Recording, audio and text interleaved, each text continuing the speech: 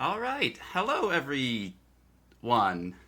I'm still a little sick today, so I'm going to sound a bit different. But, anyways, we're here playing my favorite game about building blocks, Fromage the Depths. Yeah, so we're going to start off with a new build today. Just going to get the little block up here. Oops, caps lock, keep that thing on. So, we're going to start off by building the deck of our ship. So, we're just going to go ahead and throw down a couple of these blocks here. And then we'll just need to. Oop, that's the wrong key. There's me going into build mode. Ha, silly me. Anyway, so we'll just start by staggering our deck a little ways along here. Who's what? No, I'm just a little sick today, guys. But anyways, we'll just be rocking through here. Give me one quick second here. Where was my control? Oop, sorry, guys. Hang on. Technical difficulties. Just sorting this out. So I was a little bit in a rush today getting everything set up. Anyways, so like I was saying, we're going to be building our ship today. So we'll just start off with a couple of these blocks kind of going along like this. We'll just make a nice long ship like that. Not made your offering to Papa Nurgle? No, unfortunately we didn't. So we're just going to be going through here, making sure that everything works out just fine. All right, now then, let's see. Oh. It's unreal. What, you guys want to know something only I would know? I know what all the rocks taste like. I'm an archaeologist. I know these things. Jeez.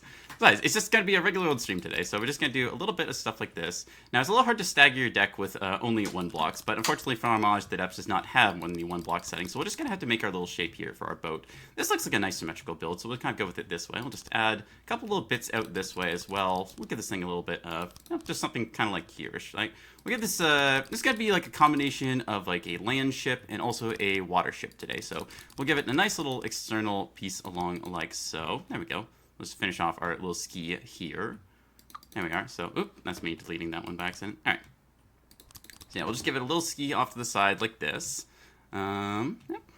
Favorite single one. Well, yeah, we're just using the 1 meter blocks. Unfortunately, the game got an update and there's no more of the ones there. Forgot to say, oh yeah, sorry. Hi, hello, and everyone and all that. Yeah, guys, that's on me. So whoopsies on that. Yeah, I'm feeling a little under the weather today, so I'm just kind of going through things again. I'm glad that everyone was able to like make it out. I know I couldn't stream the other day and I wasn't feeling the best for it, but hey, thank you all for being reasonable. All right, there we go. Let's add a little bit of detailing along here like so, and just kind of go back over here. There we are. All right, nice little detailing on that. So that'll be the exterior kind of like support beam, and then we'll make the center part of our canoe here. Just kind of going out this way. All right, that looks very nice. So we've got the kind of central shape here. As you know, I like to do the sort of design shape of the build first, and then I figure out where to put all my like internals and stuff there. So, yeah. All right. Just go through here. Also, we had some new subscribers or resubscribers and stuff, so thank you all for that. I appreciate the continued support. Okay, let's just round off the back of it, kind of like along, like, there we go. Now we'll give it like a little rudder attached onto here. That way we can drive, right? So this will be like the rough shape, and then we'll fill out the like, exact things. Anyway, so if we just go up here now, this is going to be like the rough shape of it, so I'll go like down one here, and then just up one like this. There we go, just kind of laying out the rough shape of this thing. There we go. This will be our boat. Perfect. So you can kind of see like we got like a bit of the curvature here. It's going to have this kind of like outriding support beam along here. We'll figure out how to do like the bottom parts of it. I hope that they add diagonals back to the game. It would be very nice if they did that. What's a cool rock fact? Rocks you can find outside and you can take them home, and there's nothing that the government can do to stop you about that. Yeah. I have accumulated 57 rocks.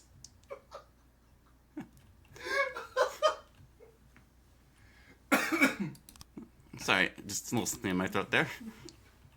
All right, so now, just make sure we have good coverage. I'm also going to add an antenna all the way up here, just this way we can communicate with our home base. There we are. I'm just kind of go down along like this. There we are. Sounds so scrunkly. Yeah, I'm a little sick today, guys. I had to take yesterday off as I wasn't feeling very well. Just a bit under the weather. Yeah. Anyways, let's see. What else do we want to add onto this? Well, we got our antenna. We got our little outboard support piece there. We have our rudder. Let me see. It's been so long since I loaded up this game. I'm trying to remember all of the different things I want to add. So, yeah. I guess like, oop, I should take a sippy here. Give me a moment.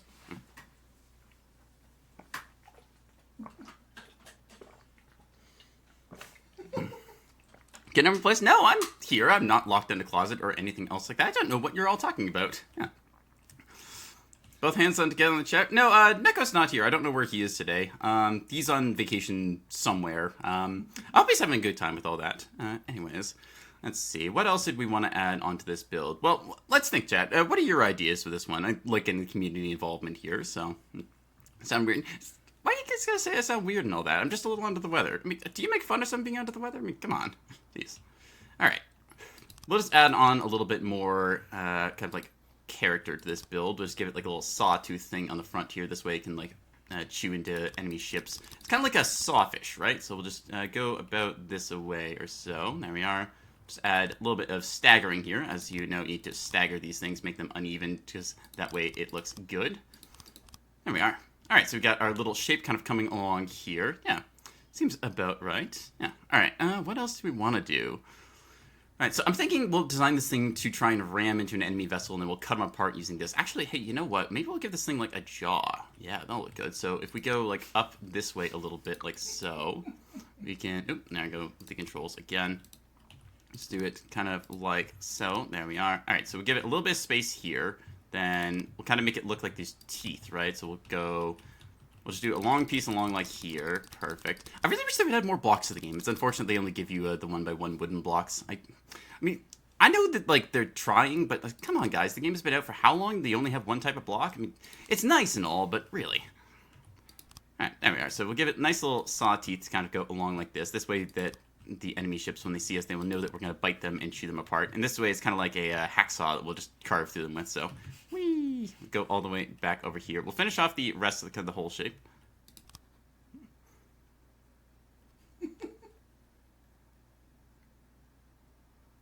Well, I'm sure that can of tuna can be carried out somewhere perfectly well. You can just leave that there along with a dozen others if you happen to have them. And we'll just look after that after stream and that. We'll just kind of go about our stuff here and see how much more we can do with things. All right, so if I just finish off like kind of the back here, we'll do like a little nice kind of rounded back shape of the hull here or so. All right, so yeah, that's a nice symmetrical style there. So yeah, we'll get this. We got the outboard there. We got our big antenna. Probably put like a jet turbine on the left side here so it looks good. And then we'll kind of go for the speed there. Let's see, what else do we want to get here? All right. I feel like we need one more on the end here. All right, there we go. Okay, maybe we'll do like a... it doesn't look so good. Okay, we'll get rid of that one. Maybe a double tooth. It looks okay. We'll put like one more tooth down here and go from there. All right, that looks almost right. Maybe just like a little more over here. Perfect. All right, we got our sawtooth. That's what we're gonna call this one. This is gonna be the sawtooth. Yeah. Imagine 1 meter wooden block within another 1 meter block. Yeah, exactly. So the game is unfortunately really limited with that. Can you build a new Falkenheim? I'll get around to that eventually. I'm just a little bit busy recently. And again, I've had to take some time off because I was feeling a little under the weather. It's why my voice sounds like this right now. So, all right, let's see. What else do we want to do with this? Well, we got our shapes kind of going along here. What else do we want to add? I mean, we got the basic outline of the hull and that, so I'll probably just offload this to like Carson or Corey or something. They'll do the internals, and I'll kind of go from there. We will have to remember to paint it a nice color like blue or something. Blue is the bestest color. We should paint all of our builds that way. I've actually been thinking about reworking the Deepwater Guard paint scheme to see if I could maybe get a little bit of an update to that, because I feel like it's kind of lacking that. Maybe get like a kind of like a grayish base coat and like a nice blue accent along there and a little bit of like text to go along with it so everyone knows exactly which faction we're playing as. Anyways. Just add a little bit more onto the shape along here. There we go. Just kind of doing it along this way. All right. We'll just kind of walk our way back around here and do a nice little loop. There we go. That's a nice shape. And again, we got our rudder. They'll kind of come down here. We're just laying out the basic ideas of this build. We're getting a new pack Deepwater God build.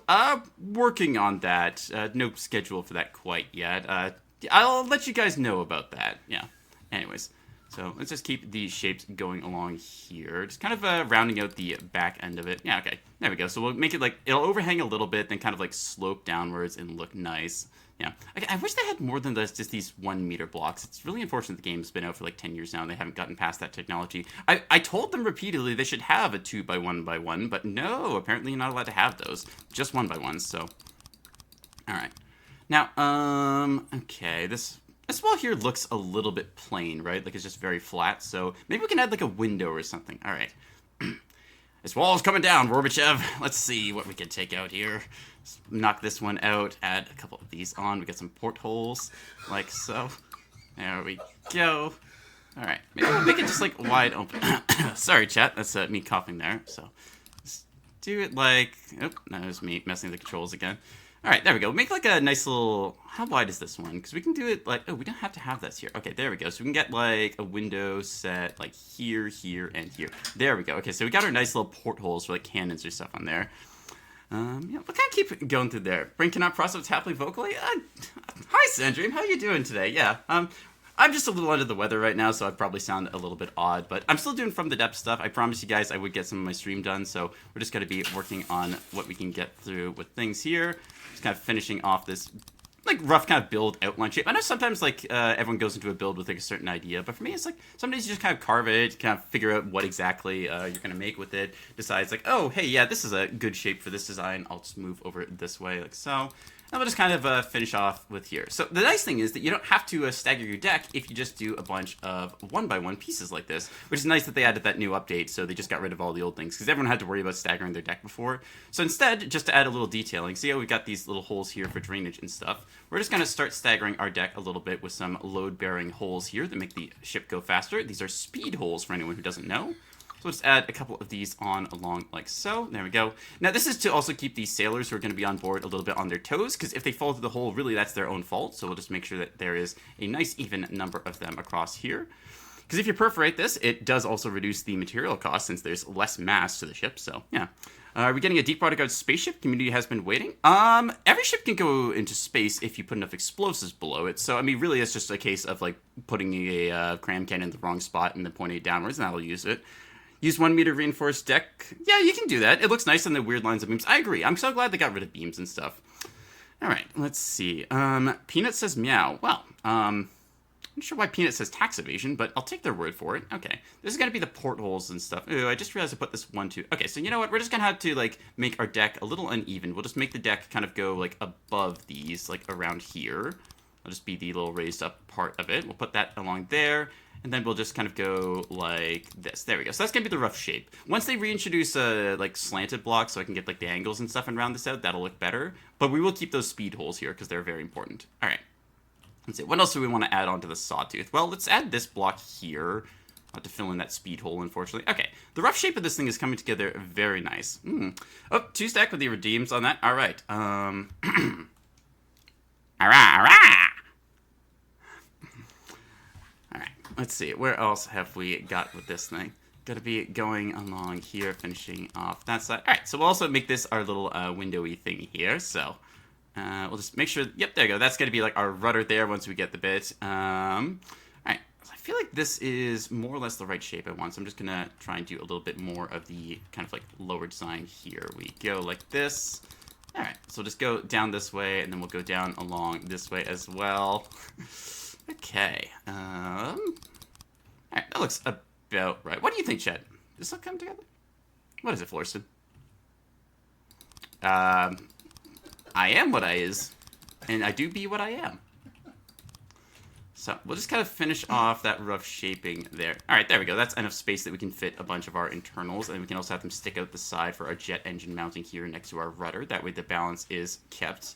We got our speed holes there to make sure that everything works well enough together, and then, yeah, we'll just kind of figure out how things go. Oop, exercise redeem. Okay, hang on. I have to do big stretchies.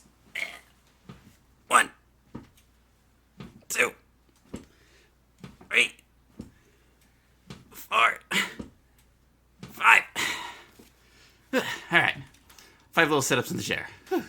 Okay, what else we got? So yeah, we have the deck goes along like here. Maybe we put like a turret or something like sticking between here, because we got this kind of like on the outrigging here to provide stability. And then we'll have the jet engine on this side over here once we get that. What do we want to get in here? Oh, give me a quick second. Oh, yep, we got to save our vehicle. Hang on a second. Let me just save my vehicle here, chat. Give me a quick moment or two. Just got to make sure everything is keyed up correctly. Where did I... Oh, I tapped out of the game like an idiot. Hang on a second. There we are. All right. Okay. Save as new vehicle. We will call this one the... Call this one the Sawfish. No.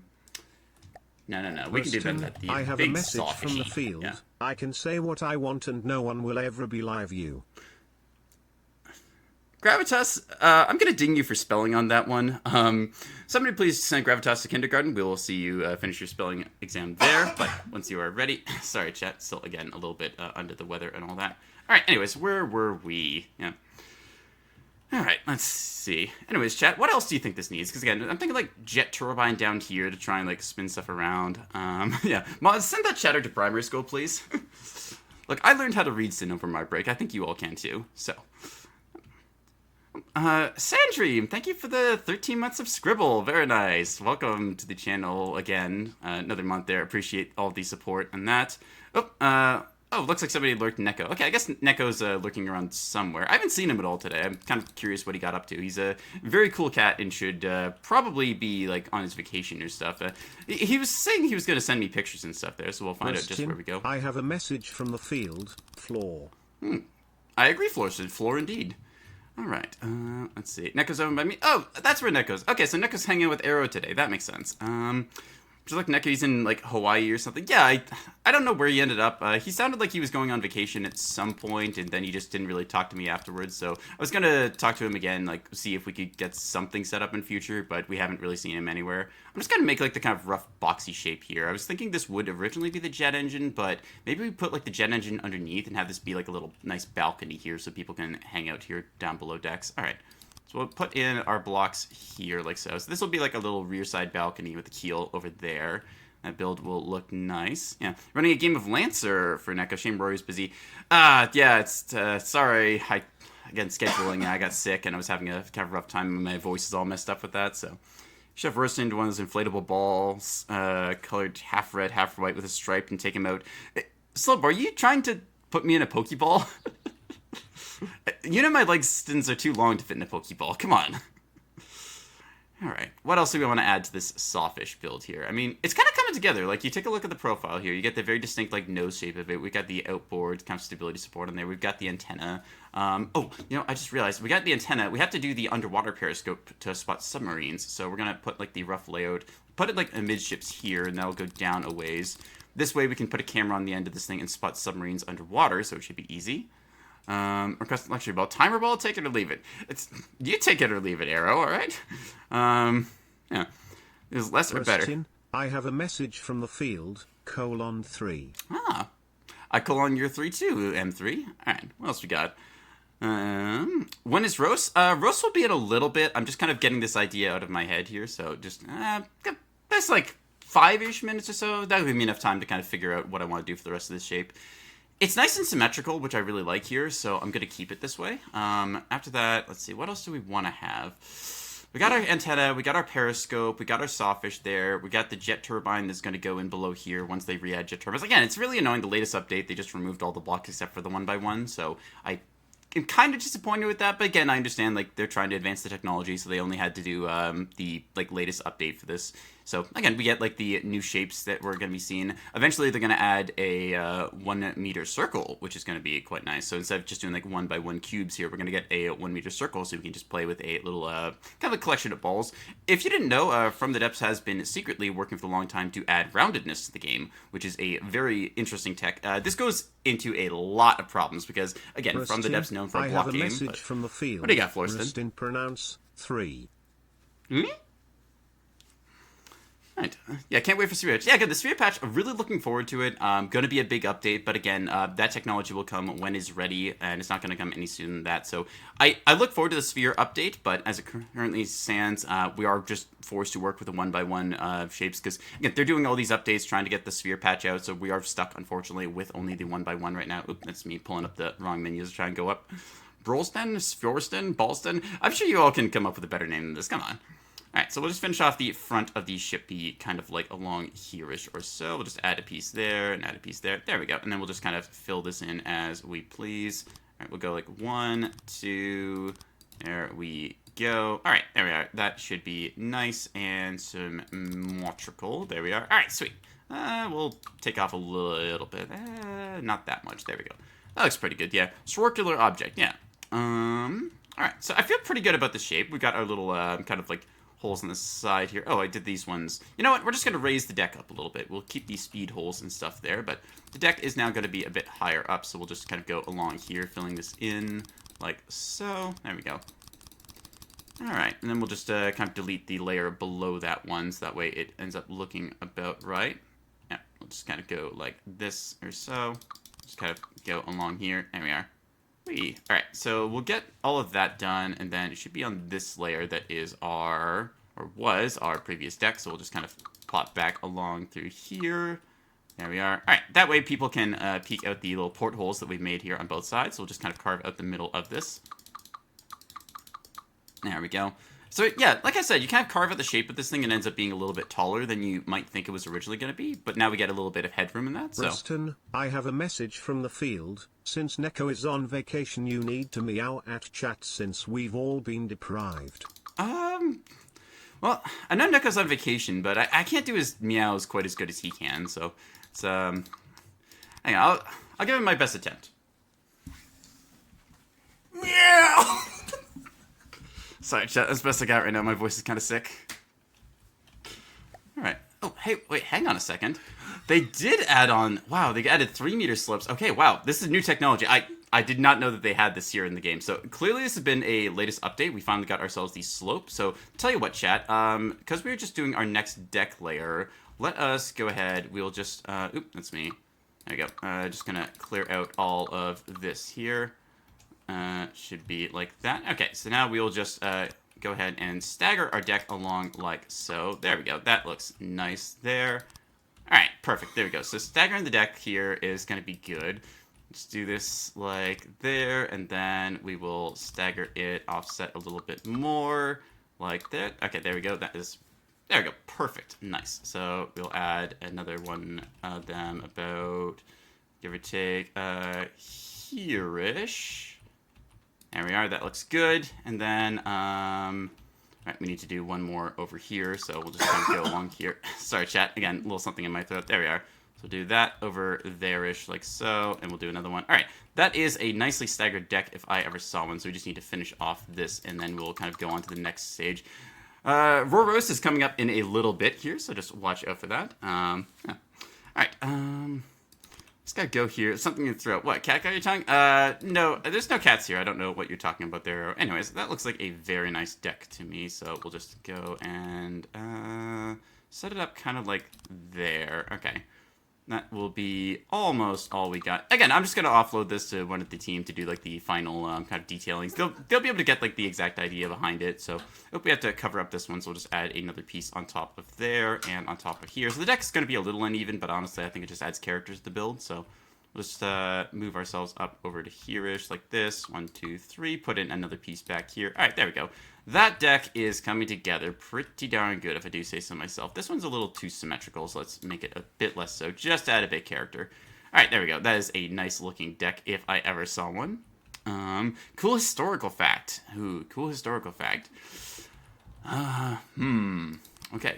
Did you know that during my time-traveling escapades, the Rormans were actually named after me? I have a message from the field. Oh, Rustin, can you tell Carson to shoot me? I wish to feel the warmth of 9mm once more. Slowboy, I don't know if we have those. 9mm machine broke. Is 8mm okay? But anyways, like I was saying, so for, there we go. Anyways, let me just hit you the timeout. Gotcha. Alright. Little delay on stream here. But yeah, so, like I was saying, the Rormans were actually named after me, but unfortunately the guys can't spell for their life, so they decided to call themselves Romans. I really don't know why they did, but clearly it says Rorman on it. Then I tried to make Normandy a thing, but no, they thought that the N... Well, they thought the R was an N, so that's how we got the Normans instead of the Rormans there in the north side of France. So, I mean, really. All that work back in, like, 1000 AD, and just, no, we can't even spell it right. I mean, history, right? Minor spelling mistake. Alright, there we go. Our deck is pretty much done now, so we'll be able to move on to the rest of the build. Just make this a nice little covered up area. There we go. Alright, that is a good looking deck there. Fun little bit of character and keeps the people on their toes. Now then, what else do we want to have? So, let's see. I'll go back to our setup here. Ooh, we've actually additionally got our 3-meter pieces, so we can add on a couple of these where we please. So I'll just add one of them along in here. We'll do one of them over in here as well, just to give it a bit more spice. There we go. Yeah, a little bit of metal for serviceability here. Alright, let's think. What else do I really want to add onto this build? We got the general shape of it pretty good, if I do say so myself. Like, we got the sawfish teeth in the front there. We've got ourselves, like, these little portholes on the side that people can look out of. We got ourselves a balcony. So, yeah, I think that we're pretty much good. We'll just save this one now. So, we'll just save our vehicle. There we go. Yep, we'll just override our last save, because that's fine. Alright, I think that now we're going to go on to a couple of roasts. So, let's see. Just need to check on things. Alright, one moment, chat. I just have to tab out and get the roast segment set up for this, so we'll be right back.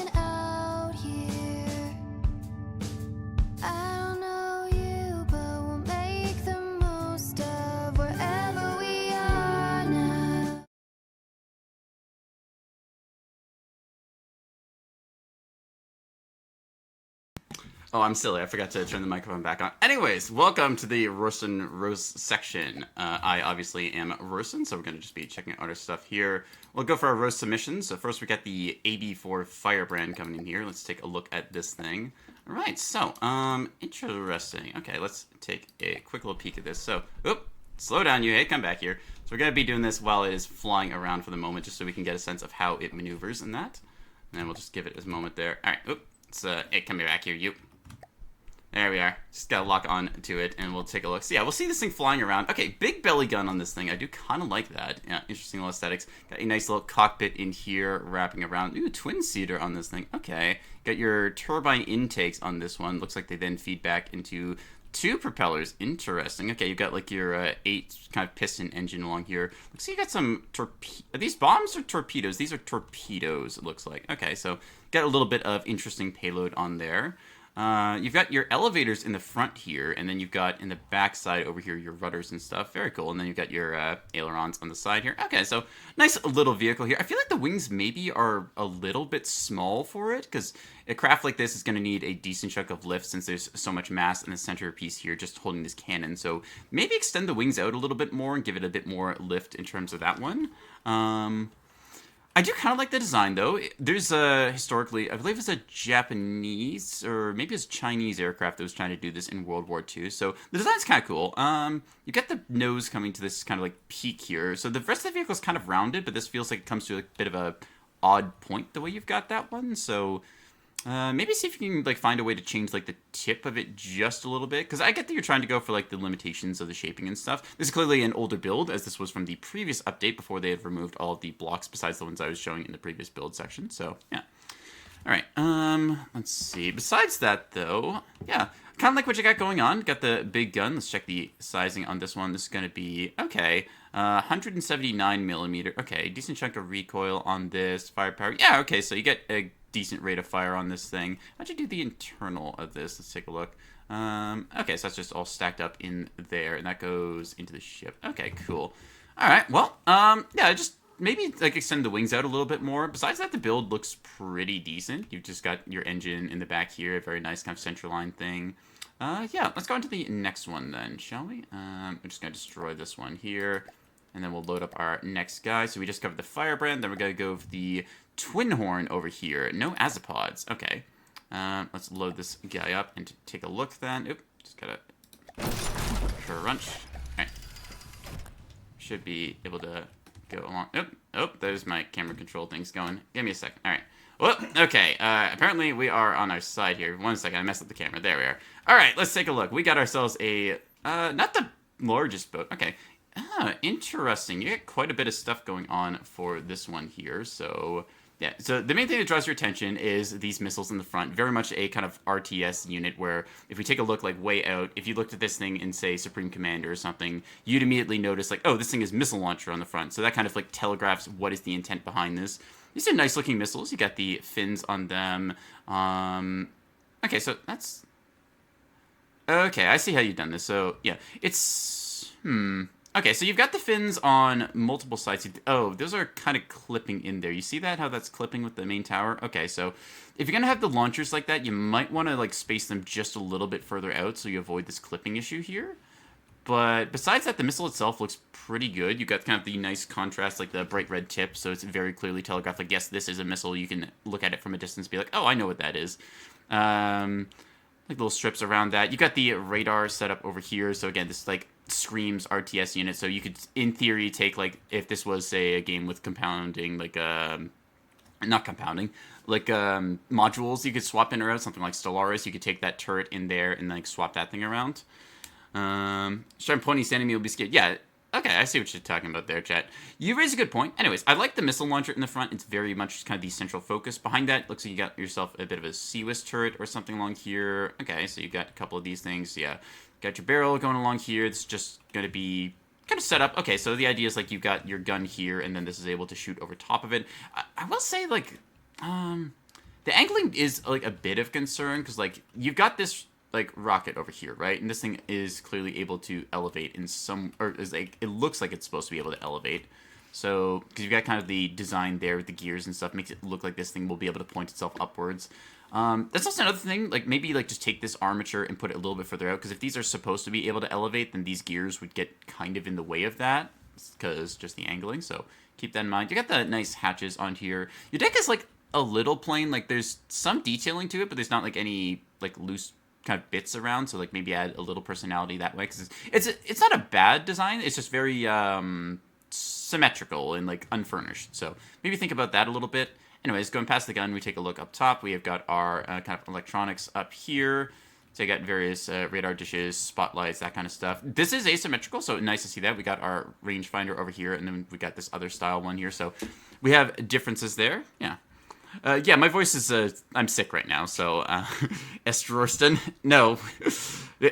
We haven't hit that subscriber goal yet, okay? Maidstone is going to be our thing.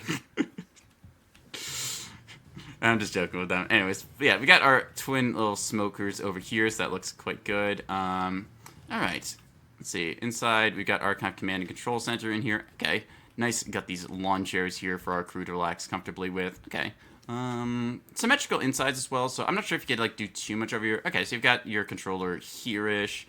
How do they get in and out of here is the question. Where is your access to this actually? Like this is okay, so this is here, but there's no way for crew to get in and out here from what I can see. So like are these supposed to be doors back here? Because if so, then where do they go? So keep that in mind. It looks good visually from afar, but yeah, there's no way to get up into there. Rory, know you really like Nebulous Fleet Command. Any chance to play this Catter Saturday?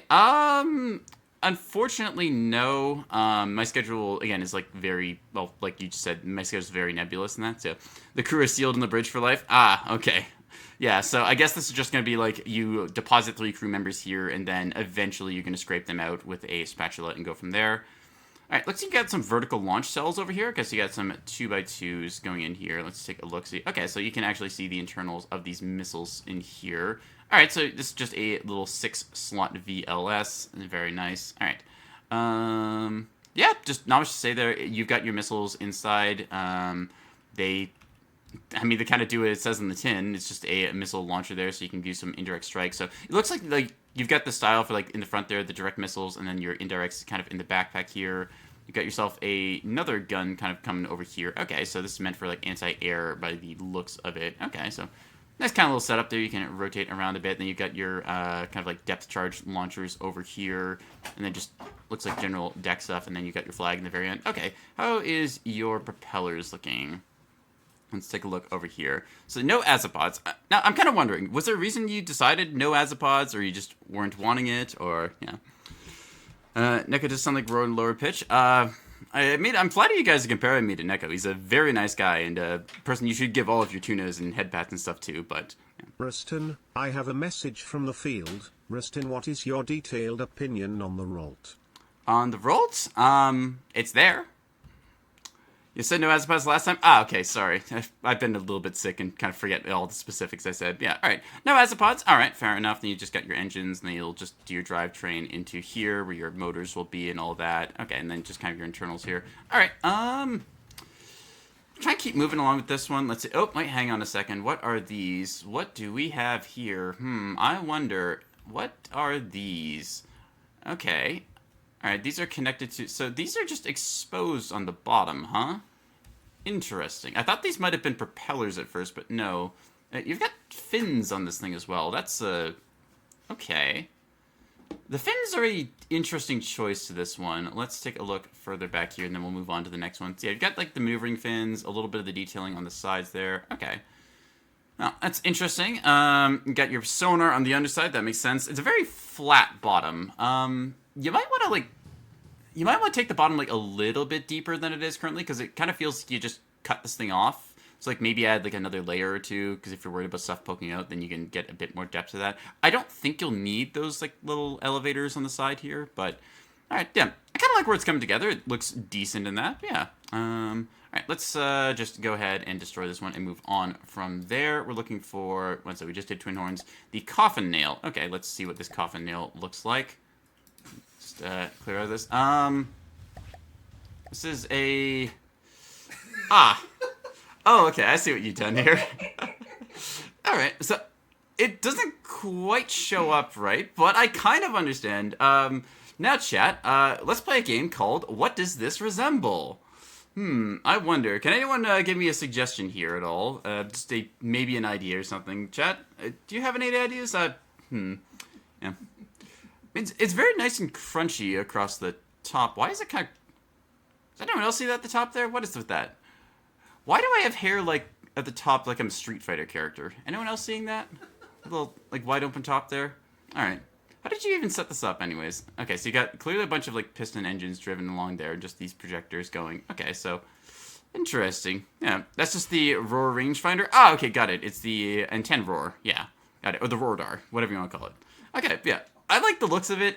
Very nice detailing for that. Has the laser eyes? Oh, it does have the laser eyes. That's correct. All right, so, canon and accurate for that. Hang on a second. Let me just swing around here a little bit. Whee! Right, let's see if we can get the spawn distance on this thing right. Just going to put in a Marauder here, and then we'll see it go off. All right, so just watch the action as it were. So does this actually work is the question as it tries to fly back over that way. Oh, just getting your shot off. We see a little bit of damage there. All right. And we trying to... So just picture, like, off of the distance, this flying towards you slowly, right? And that just shoots giant purple lasers and apparently misses. How do you miss with a laser? It's point and click. I mean, really. Jeez. You missed again. Jeez. Rare functionality stat? I mean, it is functional. It doesn't mean it works. It's trying its best right now. You missed again. Okay, now the Marauder's going to return fire against it. So let's just check this thing's durability in a second. The Marauder misses, but it's a projectile, so they get an excuse. How are you... Okay, I'm going to give you points for creativity, but I'm going to ding you for targeting on this one. How did you tune into? I'm just a little sick, so we're just going through roast and roast as we watch Mogston over there doing his best to take down the Marauder in the distance. So, yeah. Alright, imagine this shit in a tournament? Yeah, I'd like to see more of these. I don't know how many more people are going to be able to create for that. Yeah, so if we could just get, like, another dozen of these submitted for the next roast and roast, that'd be fantastic.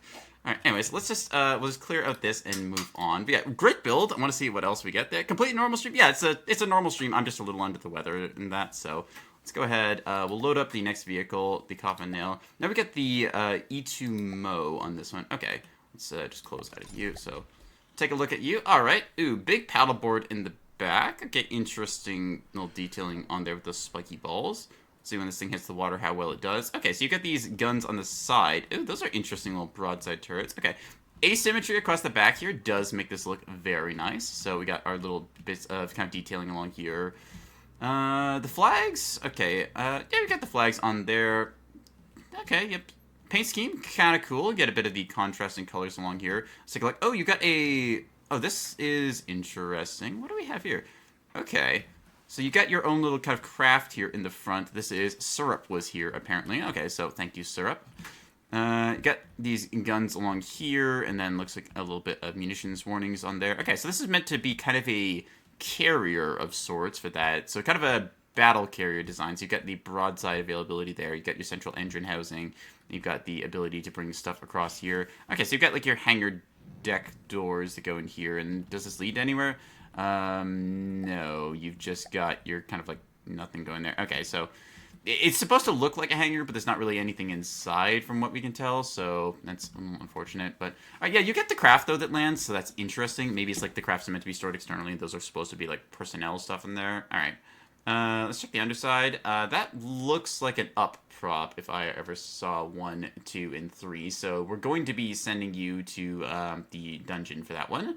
But besides that, got a couple maneuvering propellers over there. Looks good. Some portholes as well.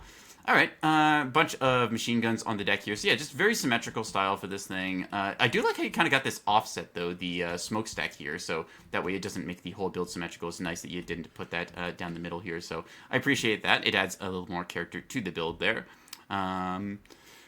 Yeah, you got your guns here set up nicely. Let's check your rear. Okay, so you just got the propellers on flat here along with the paddle wheel. Paddle wheel is clearly just for show in that regard, so these are going to be turning along there. The rudders here, the one in the middle with nothing that it can have water flow over it. Very smart on that design. Don't want to have too many rudders providing you maneuverability because that would be bad. All right. That plane is a massive turret. Plane might be a massive turret, but I still like the aesthetic that they got going for it here. Let's see. Is this turret mounted? It might actually be. Let's find out if that thing is or not. So just zoomies over here. Taking a look inside. You can see the internals. Is there a axle mounting point for this thing? I think I see one, kind of. It's very flush with the deck, though. So I'm just kind of getting all caught up in the internal gubbins here. All right, let's see. So it looks like if it is a turret, then it's going to rotate from like here-ish, but I can't really see anything inside the ship right now, so alright. I expect it to be like a location for that. Those are your propellers. Okay. Can't really see too much. I guess it just like stops here-ish. Okay, there's your, yeah, okay, here's your turret axis rotator. Okay, so it is a turret mount then after all. It doesn't actually take off. Okay, so that is just a giant deck gun that's supposed to look like a ship. So this is actually a false flag vessel. It looks like it's a carrier, but then people get very surprised when this thing rotates over and just starts shooting at them. I see. So we're going for warfare and deception here. Clever. All right, that kind of makes sense. Yeah, we got your giant guns here. How large are these things? 300 millimeters. All right, nice. So yeah, big gun in the front. It does kind of make me think that if this thing fired its turret, then because how low it is to the water line, right, it's going to roll itself over and kind of like flip there. So, I mean, you got like a lot of detailed build up to this, but the guns themselves do feel like if it was to give a full broadside, it would kind of rock itself a bit too much. So you might want to improve the depth a little bit. Remember, this is called fromage the depths, not fromage the shallows. So you got to be careful about that one. Emphasis on the fromage, as I do love the cheese that is made in this build, so yeah. Alright, I think we'll go on to the next one after that then. Let's see, what else have we got today? We just did the Mo, we got the GI Elite. Okay, let's take a look at this thing. Let's close the menu here. Okay, so, this is, ooh, okay, you got some thrusters on the bottom here. Interesting. Okay, so this thing's gonna level itself off. Okay, so it flies, very cool. Okay, you got this cool airship here. Yeah, so fun fact, I really like airships. My favorite show is Stormhawks, so I quite enjoy seeing all the flying vessels from that. If anyone knows about that, then they'll have a good time. Yeah. So you can see we got this giant cannon on the front here. What's the recoil? That's a lot of recoil on that thing. Okay, yeah, 1,500 millimeters on that. So this entire ship is just gonna fire that off. And then you've got a, oh, okay, did you have these? Okay, yeah, you got these asymmetrical bits in the front. Very nice there, so they kind of add a little personality to it, make it look like it's kind of a railgun or thing there. All right, we've got, let's see, the heavy barrel kind of goes along here. Where was that detailing it showed for a quick second or so? There we go. So yeah, we got our muzzle brake here. Okay, so 30 mil, kind of like the nose of an A10 on this. All right, yeah. It's very reminiscent of like a ship kind of from Halo. Like if you look at the top half of it, this looks kind of Pillar of Autumn shaped, but it's its own kind of like distinct smaller bit. So we go along here, we see it's got these edge turrets on here as well. These should be lenses. All right, so you got yourself some sort of laser equipped weaponry EMP stuff along here. Okay, so it's able to do a bit of that on the sides. Cool. I like how it looks like it's going to rotate on this thing. I'm not sure if you actually have the turret mount set for that or if it's static. This should rotate, I think, right? If we have it set up right. Let's see. All right, hang on. Let me just swing this around a little bit here. Yeah, sorry. Just let me get the... There we are. Still trying to remember all the controls. I've been very sick recently. So yeah, we can see we got all the plumbing kind of going through here. Our laser tube array. Very nice. And then this kind of goes along here. So yeah, it looks like it's kind of meant to rotate, but instead it's just going to be set on the side there. So very cool stuff. Ourselves jet engines here for maneuverability. All right, we got ourselves, what do we got here? Some ducted intakes and that. We got our combustion chamber here. So this is how we're going to make the smoke spew out the stop there. We got our laser warmers back here, and then we got our twin engine setup. Okay, so yeah, I kind of like how it's going for that one. Let's see, what else do we got here? We got our... Okay, so this is going to be like your whole bridge setup up here, just with all of your AI detection-y stuff. And we got the internal kind of stacking here for this big gun. That's all just gets piped out the front there. Very nice indeed. What is... Who sound different? Oh, I'm just a little sick and under the weather right now. Cat got my tongue? Yeah, a little bit kind of like that. So, yeah. We can also take a look at what are some of these other bits and bombs. Okay, so we got surge protector stuff along here. Oh, I missed these launchers. Okay, so you got little launchers along here. Interesting. Okay, so... let me just turn the whole structure back on here in a quick second. I'm just going to take a sip of water while I do that, chat. Yeah.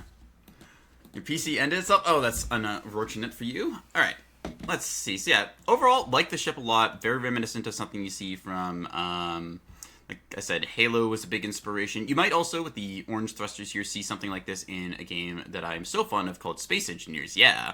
So we'll see if... we'll see if we can maybe do some of that on stream another day. I will very much look forward to that. That might be replacing the From the Depths slot. Anyways, we'll be going into our next build after this. Ooh, I like the little canter you've got on here. It adds personality to the aft end of the ship. Anyways, let's move on from here. We'll just destroy all the vehicles here and then load up our next one. We're going to load up the Nugget next. Okay, what do we got here? Nugget. Okay, whoa, this thing is immediately taking off. Okay, so you've got a jet-powered biplane there. All right, let's freeze this thing for a second because it's going really fast. Okay, so it's got what appears to be a little grabber device thing on the front here, just at a first glance, but I believe that that's meant to be... Okay, so that's your lens thing. Okay, interesting. It feels like it would immediately nosedive, just given the kind of, like, weight and balance of it. These wings have got to be putting in some overtime here. It looks like you took a biplane, extended the nose out super far, and then gave it a ball on the end here. So that's an interesting design. Sputnik powered biplane. It's something. Yeah, this is. Yeah, that's kind of like the kind of retro future vibes you get from like 50s era designs and that. So, all right. Yeah. Okay. Now we take a look over here. Yeah, we've got our jet engine. We got our little device here on the back. Active radar in the rear. We got a little rudder. This rudder feels a little too small. Like, if you think about this, right, this is going to be a very unstable vessel, and if you have these wings out here, you probably want your rudder to be a little bit bigger as well, because otherwise this thing's going to have a little bit of trouble turning all that, because there's a lot of air that has to flow over this, so maybe, like, make the rudder the same as these, like, aileron, or elevators you got over here, because otherwise it's going to be a little bit short there. You got the kind of, like, landing gear set up here, which appears to just be an exhaust pipe. Okay, so... Yes, exhaust pipe, something munition warning. Okay, so that looks like it's meant to touch down there and kind of like skid along. And you've got the wheels here. This feels like you have to land it basically flat, which means you need a stupid long runway for this thing to land if it ever was to land. Yeah. 20 years is ancient. Yeah, 20 years is a long time, chat. So, all right, let's see. Besides that, yeah, just fairly simple, straightforward. You got all these pipes kind of going along out the back. Although, I will say, like, with the pipes, if you want this thing to, like, come off as this, like, sleek aerodynamic missile-like thing, then these pipes are going to cause a lot of problems, especially since they don't appear to be reinforced at all along here. So this whole pipe array is going to vibrate as it comes along through here. And then into your jet turbines and stuff. So might want to have like a little bit of like kind of reinforcements, or maybe keep this like a little more in line. It's nice to see like the piping and make it feel like there's some sort of like thing that requires a bunch of external plumbing like that, like you see on some of the older like biplane, because it's meant to be like kind of a futurish biplane thing. So yeah. All right. I don't really have too much to say about this one. It's just a very simple build. You got these extended bits over here for some reason. They only go down to the bottom ones. They don't go like all the way around. So maybe if you're going for like the distinct look of like the 8-piston rotary engine, you could extend those around as well. Yeah, and the landing gear feels like it feels like this thing has to basically land like perfectly flat like this, and it's still gonna break the nose either way. So yeah, that's going to be a little bit rough on landing, and like no suspension or anything. Very similar to, again, like the World War I biplanes. All right. Okay, so let's just go on to the next one here. Interesting concept. I feel like it needs a little bit more work there. Just here. All right, let's see. What else have we got today? We got the Nugget. Now we got the Smorgasbord. Let's load this thing up and see. Okay. Alrighty. This definitely lives up to his name. Okay, so we got another airship. Very nice there. Let's just slow it down a little bit. All right, cool. So taking a look at this thing, definitely lives up to the name, like I said. You got all these different types of bits and bobs. Very nice greebling on this. Now these turrets, I think these turret barrels might be a bit too long, right? Because if we take a look here, if these were to rotate to the side, these feel like they get caught in this cabling here, or that would be a risk, so maybe they don't. It's just a perspective. I don't know about this. I mean, it's a great design. Don't get me wrong. Like, I love the personality. I have a message from the field. Raw wise, your entire chat literal children. Yeah, I mean, again, there's like some people who are younger, some people who are older. Yeah. Anyways, let's get back to the builds in question here, not dwell on that for too long. Okay, so you got like all these smaller turrets, you got different things. This turret feels like it doesn't have like the greatest like arcs of fire. Oh, also like you got like an engine intake like right over top of the barrel here, so like any kind of like exhaust or other stuff is gonna get fed right into a turbine, so that will be great for its extended usage there. Just gotta worry about that one there. I guess like you're pointing a barrel right into like one of your masts over here, so this thing's like angle is gonna be just like, it doesn't even have like a full like 90 degrees swing here by the looks of it. It's gonna end up maybe it does actually. No, okay, so it can swing 90 degrees either way, so it's not as bad. It just looked like it was gonna end up having a trouble with that little railing there, so I guess that'll work as a forward turret. You got your little fire control radar on that, very nice. You got the launchers on top of this one with this big little radar dish there in the front. These are meant to clearly be anti-air since it is, you know, an airship. Got your load-bearing, high-explosive electrical tank over here. Very important for every build to have things to shoot at. Got to feed the turbine a diet high in metals or it won't grow nice turbine. But that is true. Yep. If anyone wants to, make sure you're feeding your turbine engines a handful of coins every time you go flying, because they are very starved for metals and stuff. So that will make people quite happy with you. And we've got a little bit of deco work on this thing. What is this little spike that we've got here? Okay, and now it magically vanishes as I mouse over it. Okay, well, that's just interesting there. That's just our axis indicators, I'm pretty sure. All right, we got another one of these turrets. And again, this turret over here, its barrel going to look like it's going to come out and hit against this thing. So it doesn't have the full traverse you would want. Instead, you're going to have your barrel get snapped by some of these kind of like, what are these even? What is the word for it, chat? Long metal rope thing. What's that called? There's a term for it. And we got our portholes over here, more of our anti-aircraft guns. We got some of our rockets and stuff like that. Cables, yes, thank you. Couldn't think of the word at the moment. Anyways, so we got our fins kind of going back here. It looks like we got, what is this? Is this a missile? Did you put missiles on this? You do appear to have put missiles on this. Okay, so that's kind of fun. Yeah, little deployable missile launchers there. So we got our big rudder fins here on the back with the rudders there mounted up. You got, again, these guns here. These have a little bit of angling, but again, it feels like they're going to have issues a little bit. Like, that's a very small, specific area that this cabling is going to, but I still feel like there's always, like, going to be some blocking on these, and, like, they just don't have the traverse you would hope for. You've got your exhaust stack back here with the engines. Kind of makes sense, put that all together. Okay, you got your guns on the bottom down here. We can kind of see some of the, let's see. So yeah, we got some of these like inflated kind of fuel tanks, or maybe these are like meant to be full of hydrogen or helium to provide a bit of lift. Probably fuel if I had to guess, but they could also be hydrogen there. So We got kind of our oil tanks along here. You can tell because they are cylindrical instead of the kind of roundedness that comes with gas tanks. Propellers on the side here. And again, these things just going to be going along here. Yep, again, you got your gun barrels down here. Ooh, we got a shipping container deployment device here. Very nice. Okay, so we're capable of container strikes with this thing. Would like to see more containers. In fact, honestly, just replace all of the guns on this with containers. I think there'd be a name for a ship like that, but I can't think of it right now. So we'll come back to that later on. We got ourselves, looks like our superchargers and stuff here with our exhaust. So this is going to be your afterburner. Ideally, just drop this off and then have the... And maybe we'll just like replace that with a container too. Just add on like more containers. That sounds like a good idea. Okay, so we'll just get this thing going along here. We got our flags underneath them here. One thing I will critique is that just looking at the underside of this build, it does not have any sonar, so it's not going to be able to detect any submarines when it submerges itself. So you have to be considering that. You do have the visuals on the bottom here, so we could have, say, our pilot with these little flames just going through here. Yes, okay, this is a great design. I love this because a lot of times builds do not include heating for the cockpit area. So as we see down here, the kind of flight deck with the helm stick here, we have these thrusters going directly into it to provide our pilots some nice warmth, because otherwise it gets very cold inside of our cockpit here. So glad to see that that is a supported feature there. Besides that, if we look up the top of it, that's probably just being fed in there. Yeah, quick little internals check on these things. Yeah, so that's the turret internals along there.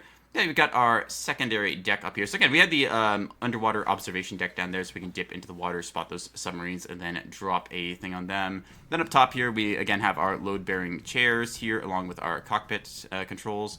So I'll go up to the top where we've got all of our various kind of like detection devices. But yeah, overall, it's a pretty nice build. You got multiple different layers to it, which I like to see a lot. So if we just kind of zoom these down here for a second, get a little bit of detailing kind of around the place as well. Very nice detailing, just like the amount of various stuff and things going along here. The fun little shapes, and then these rocket launchers here, which should be doing very well against some enemy craft. All right. Hey, Arisha, how you doing? I'm a little under the weather today, in case you couldn't tell. Just sounding a little bit off, but I think those things happen sometimes to the best of us. Yeah. All right, you got this turret over here, which I feel like this is going to... This feels dangerously close to that propeller down here. You see what I mean? Like, if we took a look here, like, when this rotates and it gets, like, close to that propeller, I think that you're going to get your barrel roll over here, like, snapped with it. Also, if this elevates, it's going to hit into this. So, this turret has, like, super limited traverse with this one. So, I would just replace this with a can of tuna, personally, because that way you can get Neko involved with the game here. And Neko very much likes cans of tuna, and you should include them in all of your builds submitted to Roast and Roast coming up. You will get bonus points for that one. Yeah, so just like, yeah, like I said, just replace these all with like shipping containers, and then all these turrets can become tuna cans. That will improve the build to an 11 out of 10. That's my best advice for it. But yeah, I like what it's come together with. Very much has the kind of flying pirate ship vibe to it. Maybe like just over here on the front, where we've got like the big flames coming out of here. Maybe just like lower this down and make it like a giant kind of like shark mouth or something. Just see if you can't like bite into the people there. Keep that look going, because it's got a little bit... It feels like there could be something here, you know, besides just like the engine going through the hole. Well, and it's nice to see the engine go through the hole like that, again, because we want to heat up the bottom side of things. So, hey, Carson, thanks for resubscribing, or should I say roar subscribing to my channel. Alright, let's just clear this one out and go on to the next one. Where were we? We were doing this smorgasbord. Right, we got the invert. I think that's our last roar roast for today, so we'll just load this thing up here. Okay, this is going to be a ground vehicle, so we'll just stop that real quick before it takes a swim. Okay. It very much looks like it has a face here with the little nose coming through here. Does anyone else look at this and give me a face like this guy is going to tell me, actually, mosquitoes are a valued part of the ecosystem. Actually, I just need to suck your blood here a little second, sir. That's kind of the vibes I'm getting from this. Anyways, color scheme, you got a little bit of things going on here. Nice 7 decal on the left there. You got yourself your headlights here, which are these little green strips here. All right, so remember to, like, when you're doing lighting across the front, you want to recess the front of this, like the Cybertruck's light bar, because that is the example of the way we should be designing vehicles in Fromage the Depths from now on, since we are, of course, being sponsored by our lovely, true, patriotic leadership here, Big Tuna. Big Tuna designed the Cyber Roar truck, so we need to make sure that we are appeasing them as best we can. Anyways, you get yourself a couple of wheels over here. I feel like these wheel well covers could go out a little bit further, because currently it kind of just covers half of it, so like half the mud will be flung up here into the sky, versus the like actual wheel well cover will do some things. Nerd millimeter actually cannon, yeah. Looks like he'll teach me about capillary reaction against my will. Yeah, he does have that vibe. I'm trying to talk and chat here at the same time. Again, it's why I'm a little bit slow today, so I'm just typing on the keyboard here, and you'll see me just moving around the mouse one-handedly. I'm actually using my feet, as you know, I keep my feet up on the desk like this, and I just kind of go typety-type like that, so, yeah. I'm just able to multitask like that. I got one hand on the mouse here, I got the other one's like tapping away on that, so this makes it so things are quite easy for me. Yeah, you can actually just hook up 2 keyboards, chat, if you didn't know this, so this way you can have like your arms on one side and your feet typing away on the other ones. Lets me multitask pretty well, so. Anyways, we got ourselves a little bit of green kind of packing stuff across the back here, and then we got ourselves the kind of like hatch here that's just clearly like tacked on. Again, it's like you're doing what you can with the detailing, but I feel like there could be maybe a little something more back along here. It feels very flat, like there's not exactly a huge amount of like extra stuff, so it's a little plain. It's nice you added something here, because otherwise there'd be like a very plain back area. The gun appears to be fixed forwards at this time and not turning at all, so this thing will have to point its nose like towards the enemy in order to do that. Let's see if I can get a look at the internals here. Okay, so you got like a bunch of cooling vents in there. So yeah, it feels, let's see, how well does this thing turn? Okay, so those look like they're just stuck on there, so it can kind of turn. The bottom is very plain, but the bottom's not really supposed to be looked at. Oh, you've got a little racing stripe going along there. Okay, that's interesting detailing. Alright, I'm not sure if you wanted to add the racing stripe to this, or if that was a intentional design choice or not, but, yeah. We can go along with that. A little bit of the plating on the side. You got your smoke launchers. You got your hatches that come up here. But it feels like this should be a turret, almost. Like, the way you've got this design, but it's all fixed forward. There's just, like, no traverse whatsoever. So, yeah. I don't know. It feels like it should swing, almost, the way you've got that set up. And there might be, like, a big, like, maybe make these, like, really large into a big cylindrical device on the back here to see if we can add some more of that thing. The interior is giving this craft huge Soviet vibes. Yeah, it kind of does. It's got a bit of the oboe eyes that some of these Soviet tanks in later eras have, where they get the big glowing eyes that you see at night. So, yeah. I, of course, am a big fan of the T-30 Roar, and my favoriteest tank ever. Yeah. So, let me take a look at this thing. I don't know. It kind of is coming together. I give it Roar out of 5 stars. It definitely looks like it has some potential there, but just needs a little bit of detailing added onto the sides here. Oh, you got your exhaust coming out here as well. So again, it's like this is going to get fully caked up by all of the mud there. So I don't know where your engine is supposed to be, if it's meant to be like up in the front here, and if so, because it's not going to have any problem with the turret like traversing here. You could just put the smokestack kind of like, instead of ending here, it could come up the sides and be like Transformer, kind of Optimus Prime style for that. So yeah, could use more tuning cans. Yep, of course, everything could use more tuning cans. So we'll expect the back of this vehicle to be kind of filled up. The way it's shaped makes me feel like there's meant to be like an infantry compartment or storage or something back here, but I'm not sure what exactly your intent behind it is. So we'll see how that goes. You were apprehensive at first, but after installing the Brorin chip, you know that our Rort leader always Rort. Yep, I agree with you. That is the appropriate amount of brain Rort you should be mentioning. I would like everyone to please core Rort their spelling so we can speak in Roar speak from now on, as it is the best translation. It's much easier on my brain to read off your misforges rather than trying to transrort them to the kind of English that everyone else is allegedly trying to speak for that. So, yeah. Oh, okay. Ooh, hype train thing going on there. All right, I just glanced over and noticed that one. So yeah, thank you for the subscriptions and all of that stuff.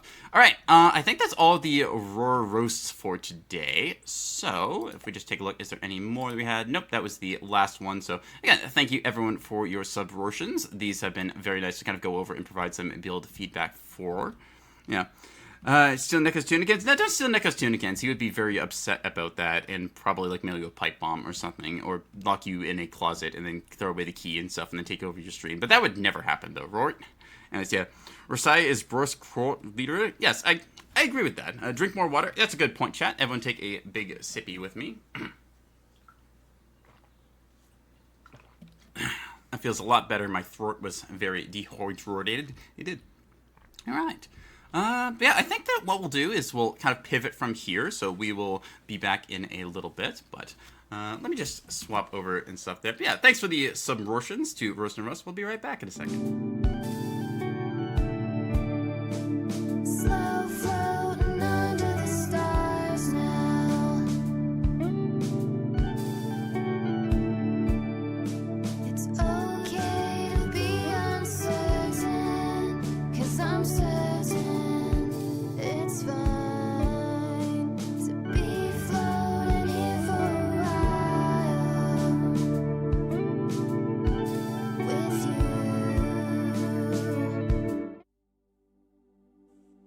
All right. Anyways, I'm just. What the fuck are you doing?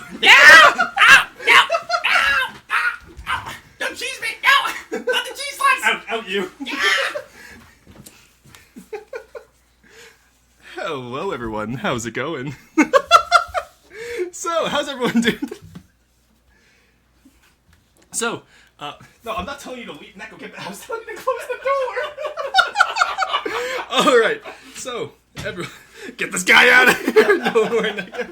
I was gonna go steal your tuna cans. Actually, I've already loaded them, but. Guys, phone 1112 Roar got kidnapped. Bro, what the fuck? You had Neko here and didn't even tell me. Neko boy fled coup de rota. But yes, hello everyone. How's it going today? Hope you all enjoyed that little FTD segment. I stand by everything said in the roast segment there. No idea what I said, but I'll stand by it. I was a little bit sick. I did just take a throat lozenge during that little break though, so my voice is back to normal. Alrighty, so who's ready for King of the Castle? Roar, come back. But yes, so we have a plan today. A little bit less FTD because technically Neko and I are on vacation right now. I was saved by the Neko Bell, who is this imposter. So we're gonna be doing a little bit of a shorter team. So we're gonna actually switch over to one session of King of the Castle now. To any of you who enjoy FTD, why was I so big, dude? Did you change the? Why am I massive on the screen? You were just playing with 70% of the screen just being me. I would have been at 90%, but I couldn't make it larger for the moment. Alright, 1 second, chat. There we go, okay. A little bit big today, but you know what, that happens. It's the Neko scale, Viva Love Roar chat. But yes, so, today's plan is we're gonna switch over to one session of King of the Castle, but we're gonna do it with a little bit of a twist today. I will be Kin, as usual. Neko will be chat. So I will not be able to read chat. You have to go through my advisor of Neko. I've gestured to him as if he's in frame. He's not. But You're majesty. You're majesty. I am your humble advisor. But yes, all right. So we're gonna quickly swap over to that chat. But yes, it's good to see everyone. Or did Neko come up with the feedback on his own? Or did you give him a script or something? No. I just told him. I told him the basics of the controls. I let him do everything else. Everything else was ad-libbed. That can't go wrong. That's what I'm saying. All right, do you have a phone or something to access Twitch? Yeah, that's a good point. Let me go grab mine. Okay. Oh my god. Marori intranets. Yeah, so we'll take a quick little ad break here, chat, and then we'll be back with King of the Castle. But, oh my god. I was sitting there for so long of that. Okay. Who else did we get today? I saw quite a few people. Thank you to all the subscribers today. I apologize that Neko ignored most of you, but, Also, I did see one first-time chatter, and I was like, I couldn't see who it was. So if you're still here, welcome into the community. This normally doesn't happen. This is what I actually sound like. But yes, I was out in the bakery making tuna sandwiches while Neko was playing FTD. We want the real Rorson back. He'll be back soon. Don't worry. Time for more Nekonomics. The Nekonomicon. All right. So let me just quickly swap over the category here. And I'll just put that to a completely normal KOTC stream. There we go. Oh wait, caps lock is still on. No caps lock for real? For real. For eel on COD. King of the Castle. Necromancer. So opinion on Cringe Rotter. I saw that. I was struggling so hard not to fucking lose it. I was in the chair next to Neko fucking losing it half that stream. You fell off a couple times there. I did. There was one thing you said about space engineers. I was ready to like murder you. I was like the closest I feared for my life. King of the... There we go. King of the Castle. Alright. I'll get the extension up in just a second, lads. Don't worry. Alrighty, there we go. There we go. Where's my manager? I need my manager. Alright, there we go. Alrighty, there we go. King of the Castle is ready. The ship Neko made should be put in a museum. We have plans for that. Corey and I are gonna take that ship and we're gonna make that into an actual deep water guard ship. How that will go remains to be seen, but because I showed him how to use beams, and then I got back when like he started building, and it was just all blocks, and I was like, okay, I guess we're doing blocks now today. You can say it's organic design. We did hear you cackle like a maniac. Okay, good. Also, I like to point out that no one mentioned it until Bone said, "Wait, did he just say Sippy?" Like, why did it take y'all like 5 minutes to catch on? Neko would be a dating coach. Would his name be the Neko Romance? Don't worry, Neko doesn't play romance games. No, it's really... We only play the big horse games, thank you. Okay, but honestly, Neko's constant Neko speak killed me inside. He didn't even Neko speak, he roar speaks. That killed me inside. There you go. Notice I just... Well, you have to be fair to them. I mean, it did kill their brain, apparently. You do have to have a very high Q to enjoy the stream. Yes. Yes. Single digits, even. Yes. Alright, so I am going to close you down, chat. I will not see you. Actually, here, let's get a continue game. I'll get everyone in first. We're on Queen... Oh, right, yeah, Quarry, by the way, the last time we played, the Grandees won. So now that Quarry's with the Grandees, we have to make them lose. We can't let Quarry win a game. Yeah. Alright, there we go. The game is open to anyone who would like to join us. Like I said, I will not be able to read any of chat from this point on. It is all up to Neko to communicate for you guys. Alright, there we go. I will represent the voice of the people. I hate it here. The fact that you do that so fluently really concerns me, because I can't speak roar speak that fluently. Alright, it seems like there's not many Grandees today. We're gonna see how this goes. The patrician. I love that all the pay-to-win players are always in the patricians. They're the money Like, faction. they really are just the money faction. Alrighty, so I'm gonna let a few more people filter in, or if people aren't interested in playing today, that's okay too, no worries there. I'm gonna go pin the Discord letting people know that we are doing King of the Castle early. Where's is it? Your Discord there. No, really? Yeah. I just realized without the stream, without the chat. Okay, let's see. I'm gonna have OBS up so I can just disable the chat. Where is it? There we go. Just so I can see how my models react to that. I just did the no. Really? I've never seen how my model looks when I do that before. So, all right. We are swapping to KOTC. Where are we going? I know Luna's gonna miss today. There we go. Alrighty, there we go. Okay, that's enough people, I think. I will remind everyone that we cannot see chat right now, so moderators... you should be able to see chat. I can read chat, but Yeah, I'm just saying. Oh, yeah, Carson, you have to actually moderate. Moderators, do your jobs. Yeah, because I can't see chat. Neko can. Yeah, I'm gonna move this over here so it's between both of us. Alright. Just you, me, and this brick wall you built between us. Alright, This wall's coming down, Gorbachev! I almost fucking lost it when you said this wall's coming down, Gorbachev. That was so good. Oh, it feels so weird not having chat on the side. Okay, so here we are. It's a new reign. We are playing as Queen Vina the First. We have a roar request from the chat here. If we could check the nobles list. They want us to know what the nobles treasury looks like. Yeah, the nobles treasury is patricians are good as always. The grandees are in shambles, and the barons are a mix. So, if you have any questions, I can always open up the nobles list. I'm really curious to see how this is going to go. Alrighty, so, I think we'll start with the council introduction. Let's learn who we're working with first. So, we have, the knife has smiled upon us, and our plans have come to fruition. Verily, there is much to celebrate. Now remember your duty. You must ensure that the Grandees' interests are enforced throughout the kingdom. Knife, bless the South. Okay, so I think I'm going to go loyal to the South. I hate to say that. I'm going to go loyal to the South this time because they got me onto the throne, and, you know, I should be. Yes, As much as the rest of the kingdom is falling apart at the seams. Holy sh... What happened the last time we played? Any questions, Your Majesty? Indeed, Knife bless us all. Now, introduce yourself to the rest of the council, but don't forget what I told you today. Alright. Where's Roar Military? It is somewhere to be said there, so you'll be going loyalist to the Grandees, yes? Yes, the Grandees. Oh, no.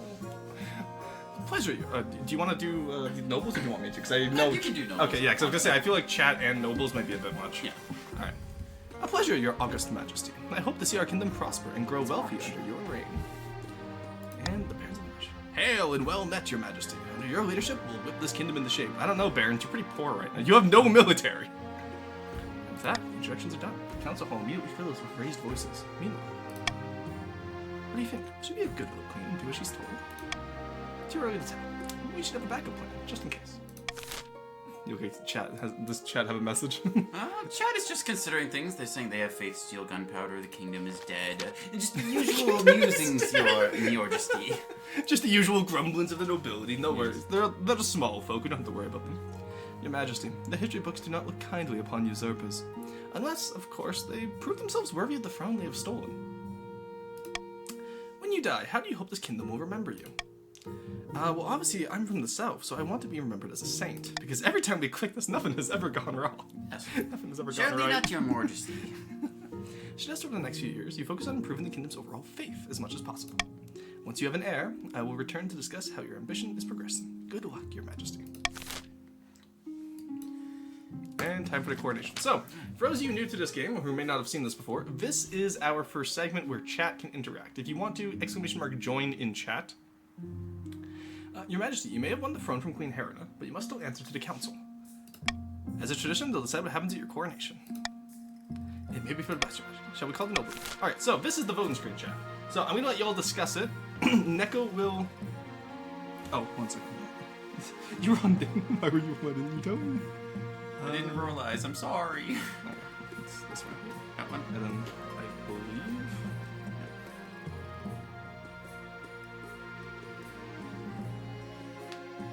Technical difficulties. One moment, 1 please. second. He didn't get the Wi-Fi password, chat. Should be that. My Wi-Fi left. No. Okay, my Wi-Fi left me. Should be good. 'Cause I think I removed the password off the fridge.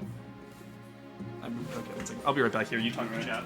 Anyways, so chat, I can obviously see you Rourke now, so let me just swing it back over here and see how we are doing. All right, hello there, chat. Right, it is I, the Advisorer, who will be in this stream. So we're going to be just taking a moment here before our coronation. So we'll see what we get with that. Remember, there is a lot of original options here you can decide to pick from. So make sure you are choosing wisely. Covering part of the options. Oh, is it? Hang on a second. That is true. Yep. So we do have to move around our chat. So let me just do that real quick. Yep. Just gonna move chat a little bit over down to here. So there we go. Just give them a little bit more size. There we go. It's a little bit too much. Yep. All right. That's right. Yes. Yes. We can see the messages from our Royal Highness. Alrighty, there we go. We are back. The Royal Highness had to quickly run and grab the Royal Wi-Fi password. So. Alrighty. This is what I get for locking you in the closet for an hour. True. Alright, so. Has chat discussed how they want to vote? Because I don't want to go into the vote without letting them discuss it a little bit first. Yes. I assume they are. Majesty, I believe Alright. that they have decided. So, as the Majesty, I'm looking at these options here, and I know what the people want. And I want to let the people have what they want. So I'm going to veto throwing me into the river. Because I know... A wonderful decision, your Royal Highness. I'd like to point out the rest of my kingdom does not speak this way. It's just him. It's why he's the royal advisor. Will represent the royal peoples here. Oh, okay, so it seems like they want to hold a lavish ceremony in the south. Good, that is what I wanted to do, honestly. Seems like nobody wanted to vote B, that's crazy. But, alright. It would appear, my liege, that the nobles are after your treasury. Treasury, oh my god. Oh yeah, I realize the treasury is quite low. Alright, there we go. So all 8 have voted, we are good to continue here. Let us see how this goes. So it seems like the patricians are voting alongside us. You depart the palace with your fellow grandees in tow, making the long, bumpy journey down to the House of the Sunset in the south. The ever nobles remain in the capital, furious to be left out. You're crowned among your ancestors, and amid a beautiful sprawl of gleaming marble and lush gardens, the air is suffused with a cooling mist to fend off the scorching southern sun. This is how it's meant to be.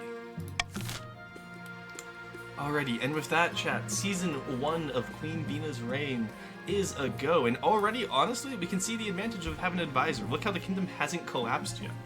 It would seem, your majesty, that the royalties are attempting to bankrupt your treasury. Ah, I see. Well, in that case, we will tax... Which group is that?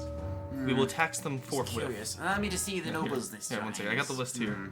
Which It name? seems perhaps the patricians are attempting to embezzle all the funding. Ah, they can. good. Okay, we can cruel tax them. They have a lot of money for it.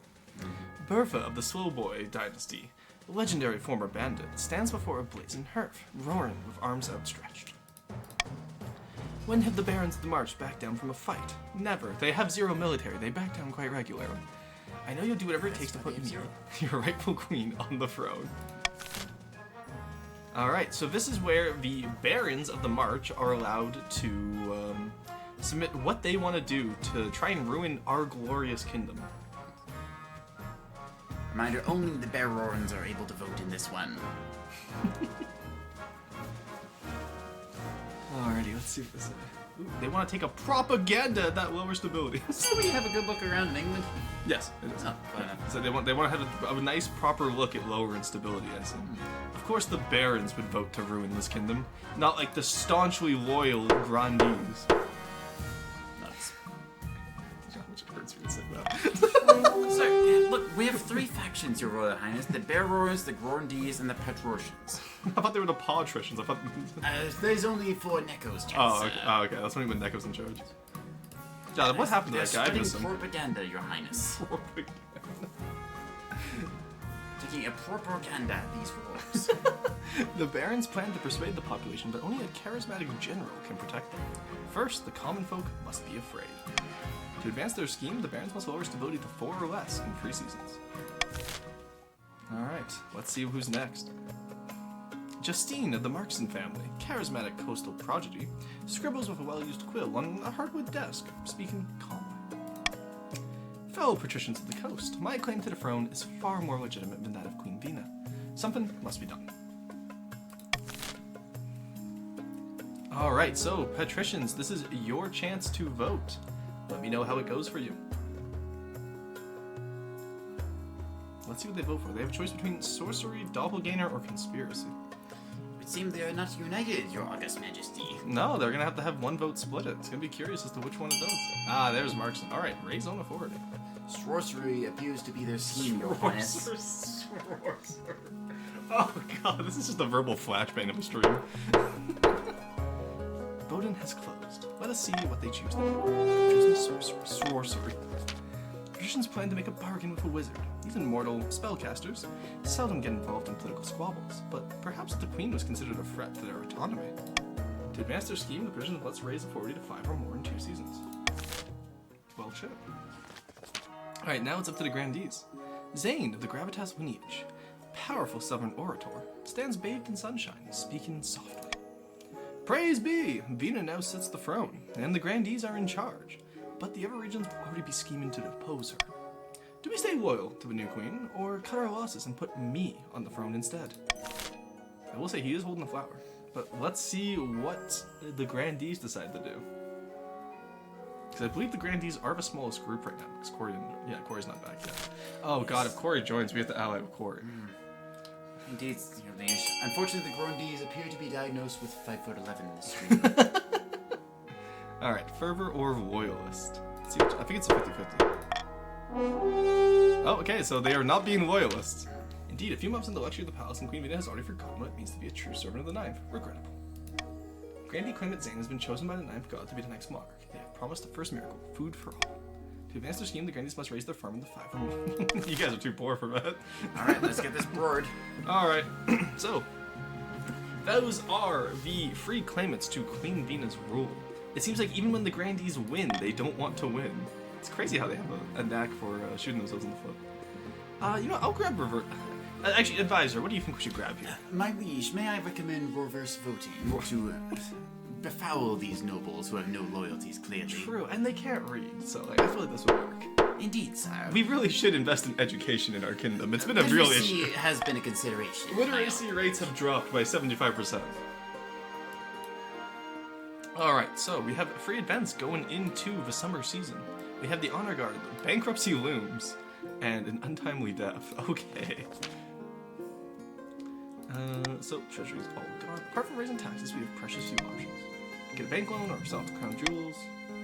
You know what we need? We need to lower authority. So Indeed, sire. The Green, the Petrosians, they wish to have your authority raised to call you a tyrant. Might I recommend lowering it with some sale of treasures? I do believe we lower it. Or, but we could get more money out of doing a loan. I would advise against such things, your majesty, as we do not know if this is a good call with that thing. I see. What did the nobles think? Let's ask them. I will consult with the nobility now. The nobility seem quite interested in the royal jewelry. Okay. We'll go with that then, if the nobility want A that. piece of the royal treasury in their own pocket. Ah, yes, the royal jewels. You auction off dozens of necklaces, 5 gold rings, and a jeweled scepter to the nobles. It's a humiliating affair. Selling off symbols of power makes you look weak and desperate. Oh, look at this tiara. Fetching, isn't it? Don't mind if I do. That's exactly how Soulboy sounds, by the way, chat. I would not know, my liege. They appear to be banned. Hey, check out the scepter. It's like I'm the queen. That's how Squeeble sounds. Alrighty. So, next we have the honor guard. This one I will also leave to the nobility to inform you what they want, and then we can... You will tell me. I will consult with them. Hello, your Madge. Glad I finally found you. This bloody place is a maze. Mind if I take a seat? But your palace watch are nowhere to be seen, despite you yelling yourself hoarse. Listen, I've got a bloody great idea for you. What if we tied a bunch of birds to it at night? I reckon you could field some aerial troops and totally dominate the battlefield. I don't know, I switch accents. Before the peasant can explain further, your marshal bursts into the bedchamber, sword drawn. Your Majesty, I'm sorry I didn't come sooner. I have no idea where the palace watch are. Do you want me to kill this intruder? I will grant advisor and nobility here. What do we feel about I will Raj? consult with the nobility. Please do. We should consult the nobility. We are a constitutional monarchy here. They're calling to have perhaps hear out this peasant, my liege. They Yeah, wish what? to vote upon this. All right, I shall allow the council to vote. Whatever you say, Your Majesty. She goes and gathers up your council. Trickle into the hall in their pajamas, rubbing sweat from their eyes. They didn't look particularly pleased to be woken up. Wait, how did they vote to? How did they say vote on it if they were asleep? Wait. Clearly, future messages and plans. I see. Alrighty. Well, in that case, I really don't have much to say about this. Let's just put it on how you guys want to see it. Let's see what they say.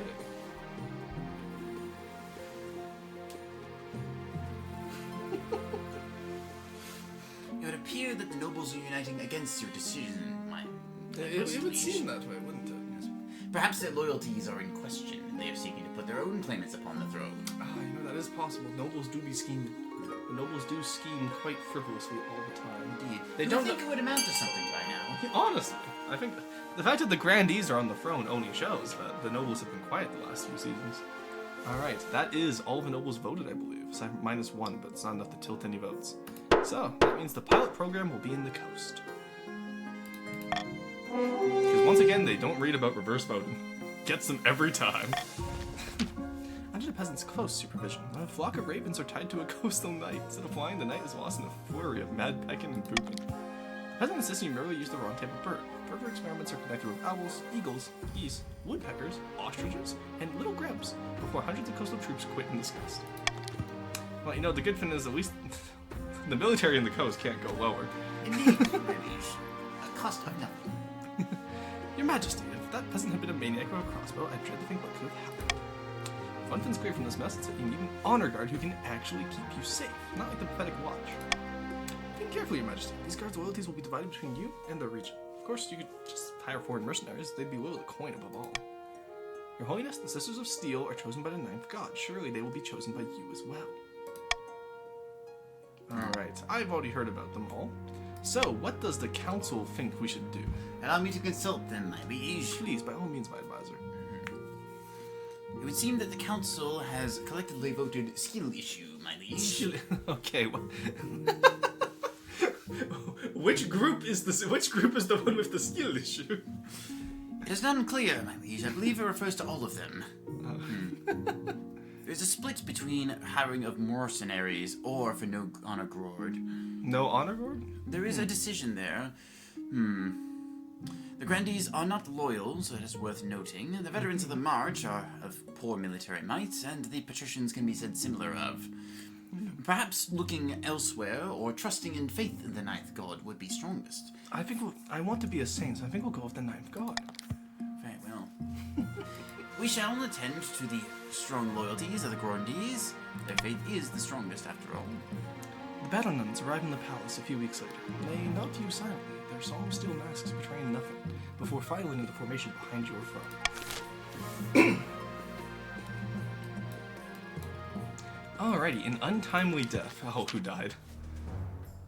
Murder! My father, Baron Emfrey Lee Simp, has been murdered! And I know who did it. Alright, where Emfrey Lee Simp II has joined the council. My liege, the council are accusing you of blatant favoritism with a repeated pattern of choosing the women who do not talk, sire. Okay, but I am also a woman, so this is fine. Indeed, sir. Perhaps it is just a desire to be the one speaking at the current moment. Indeed, indubitably even. It was Grand Evil Ash Shogun 19... by the knife. By the knife! There's 3 knives in his name! Don't let him deny it. The 1999, sire. By the 1990... I won't deny that I killed the venerable Baron Emfrey.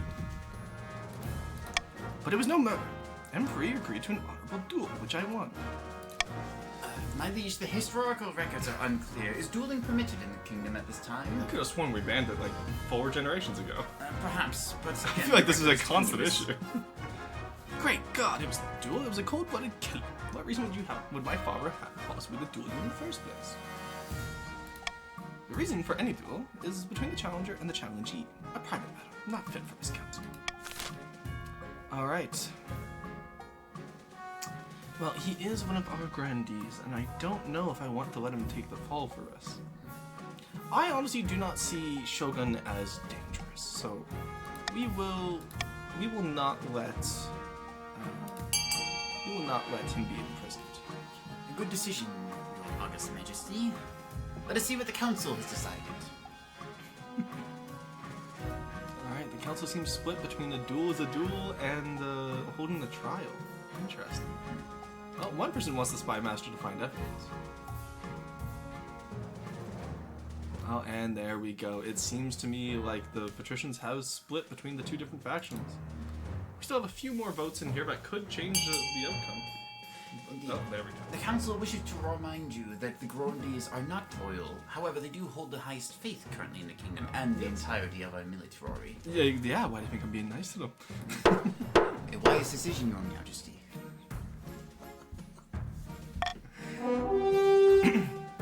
The council's response is that we shall hold a trial for Shogun. A trial? Bah, a duel is a duel. His father knew that. Cheers, my liege. Get out, that's such informal language. Now we can mete out some actual justice. Alright, and so ends the summer of 1019. We are going into the fall with a crumbling kingdom. We really need to work on the infrastructure here. Indeed, sir, but do not worry, for we can rebuild.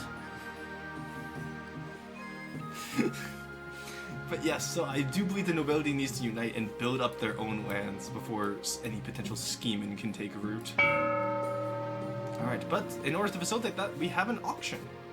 So, between the 3 factions, you may spend money as you wish.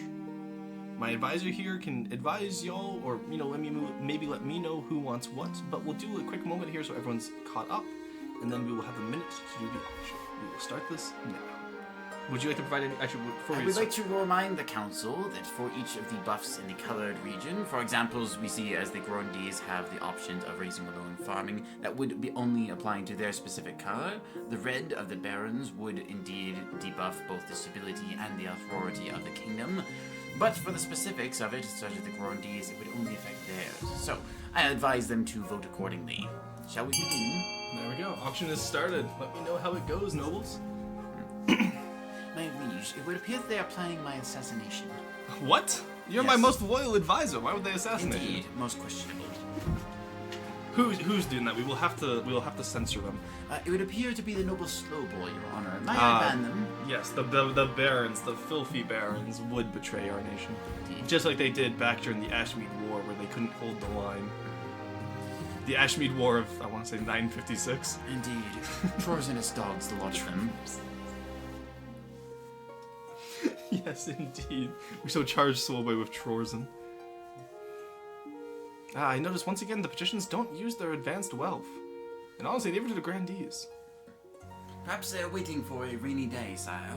Perhaps, but I feel like it's been raining quite a few times now. Ah, here we go. Here it comes in. What faction? Oh no. Ah, it seems like our grandee Quarry has once again joined us. My liege, it would appear that we are, as I understand, screwed. Yes, we are, as a grandee ourselves, we are going to lose now. But you know what? We might as well make the end memorable. Oh my god. The patricians are already on the verge of rebellion. I would not worry, my liege. The military is said to exist in history. They have a single fishing boat. Yes. My liege, that is a very important fishing boat. I will point out that Patricians do supply the majority of the kingdom's trade and farming. That is true, that is true. They might be able to convert a lot of their merchant marine. Indeed. Alright, so... They have clearly followed the practice of neconomics, a very strong industrial base. Alrighty, so, now, this season, it is the autumn of 1019.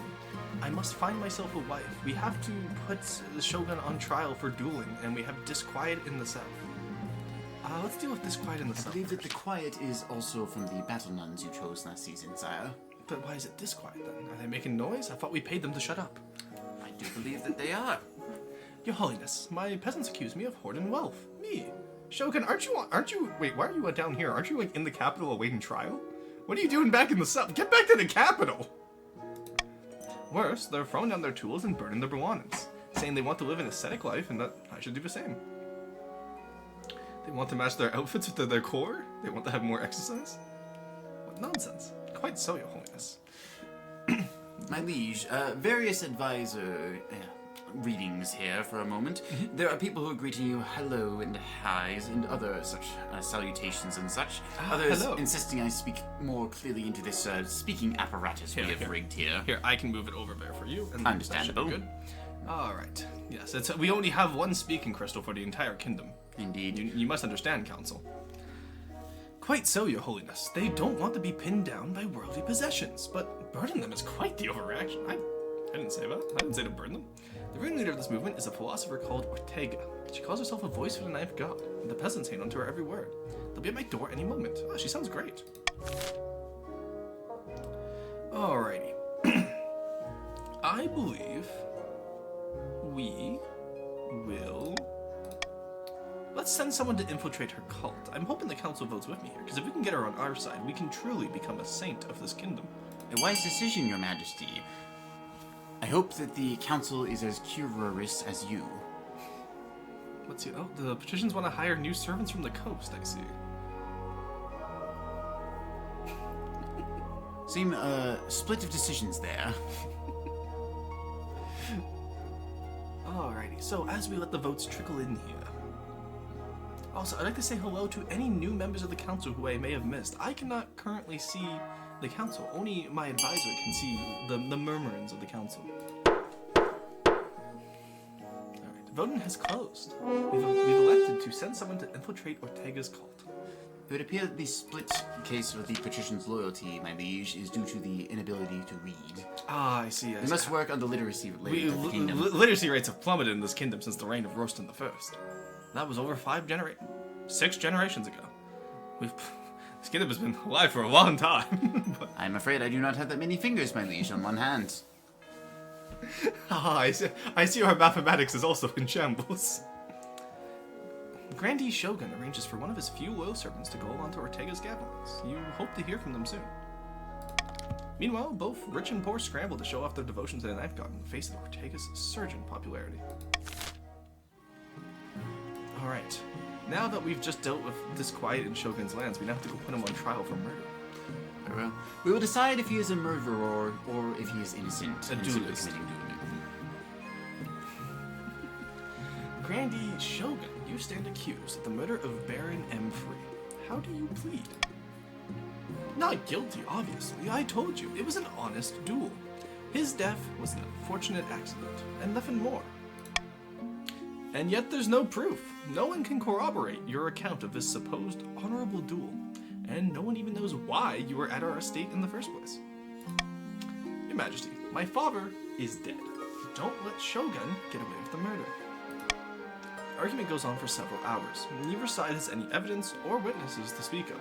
The verdict must be put to a vote. Alrighty. So, I really do believe that the council has the right here to decide guilt. My advisor will read off what the general sentiment of the council is.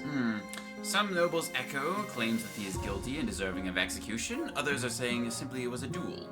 I see. Others appear to be encouraging drug use.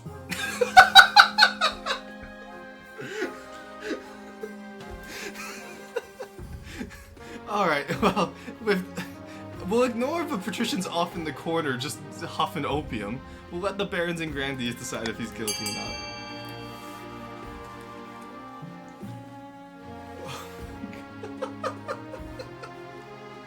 I was trying so develop a character. Alrighty, it seems like the majority of them think he's innocent. That's good. Indeed. How does the council feel right now? I know they're being rather rambunctious. Indeed. It would appear, sire, that they are either formulating their decision wisely or, again, cannot read. The literacy rates in the kingdom are quite low. Guess we really need to work on that this reign. Indeed. Well, I suppose that is a close decision then. Yeah, there we go. It appears that Shogun was the only one who voted for himself to be guilty. Indeed, sire, but the reverse voting was on, which would make him innocent Indeed, then. I forgot, yes.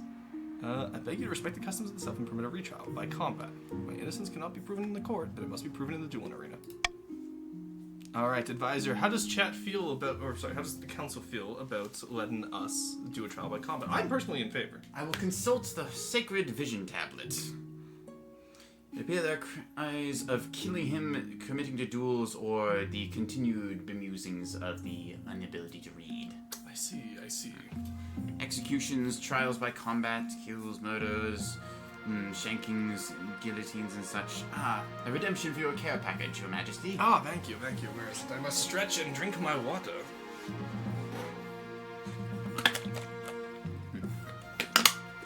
I thank the noble council for reminding him to stay hydrated.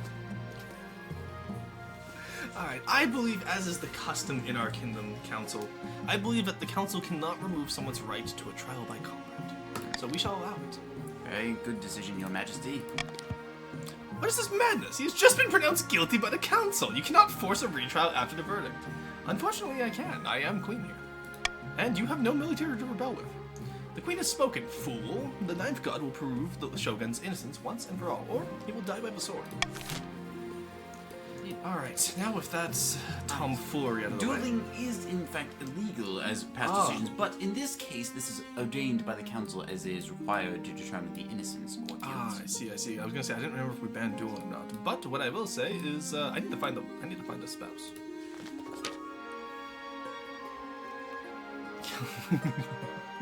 Your Majesty, it's important you have to find a spouse sooner rather than later. I'll take the liberty of finding eligible candidates. What's your preference? Man, woman, or do you not mind? Let's go with woman this time. Thank you, Your Majesty. I'll send out messengers to the most influential noble families in the kingdom. Let's see what they have to offer. It's an easy enough decision. You'll marry into the grandees as we agreed before you took the throne, right? Was Corey always ginger? I do not know, my liege. I feel like that is a new development. He left for 2 weeks and now he is ginger.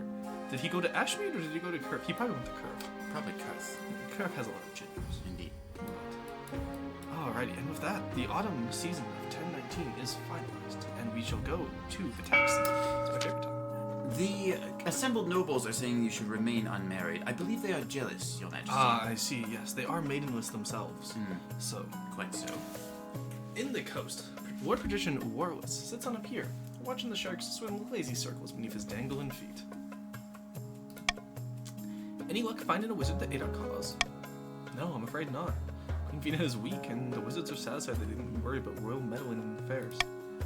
But all that glitters, we must try harder. Patrician's aim is to raise authority to 5 or more. Alright. So, we are at the tax. So, how do the various regions feel about tax? I know we wanted to tax the patricians because they bad-talked our treasurer. Indeed, and they have the greatest wealth in the kingdom, sire. That is very true. They have so much wealth, and yet they refuse to spend it on our kingdom.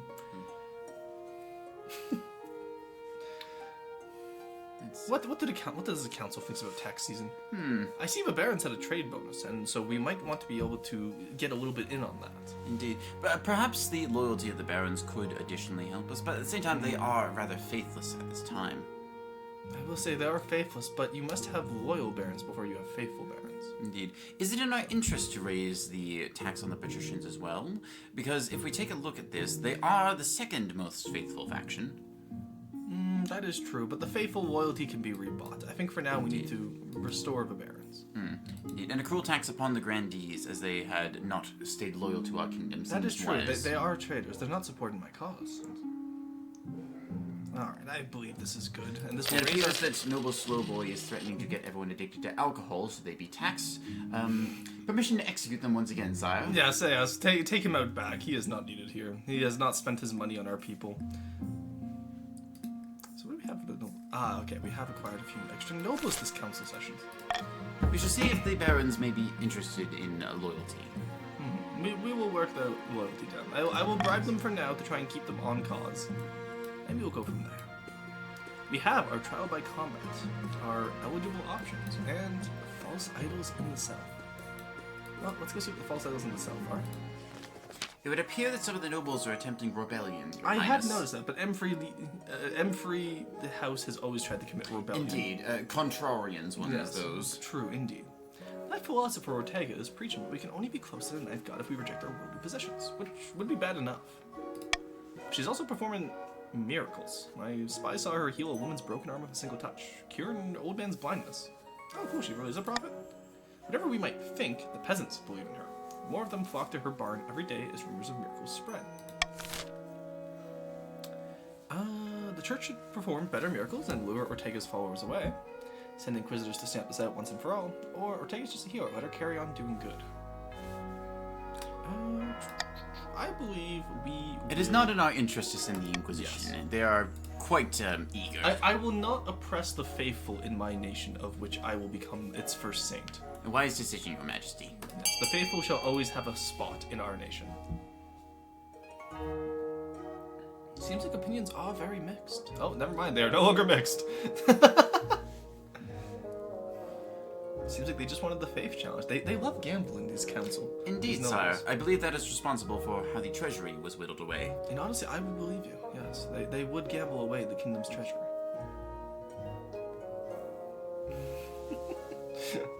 Let's go gamble. Alright. There we go. I do believe that is a plurality of nobles. Two more My votes would not liege, change it. I question the literacy, as some nobles have apparently learned how to type and call themselves Gamble Maxed Noble Sales.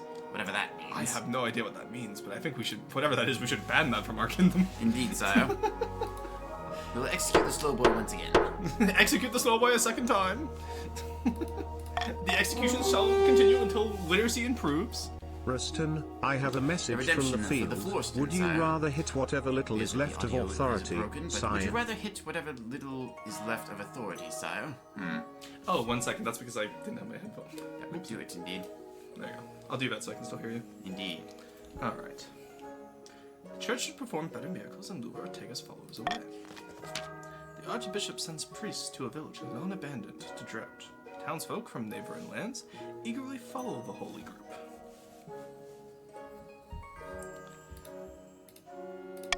Once arrived, the priest's voice rise in choral harmonies. Townspeople join in as rain begins to fall, refreshing the land and turning it green once more. Word quickly spreads all over the south that the church could do what Ortega could not. In the end, one of Ortega's own followers turns her into the church investigators. You expect her in the capital soon. Oh, she got turned in, okay. Indeed, sire. Like an overdue paper to a college lecture. I didn't realize we had post-secondary with the literacy rates. Well, sir, the university is closed to many, unfortunately. That does explain a lot. Alright, trial by combat. Let us see what the people are going to do today. I have an idea.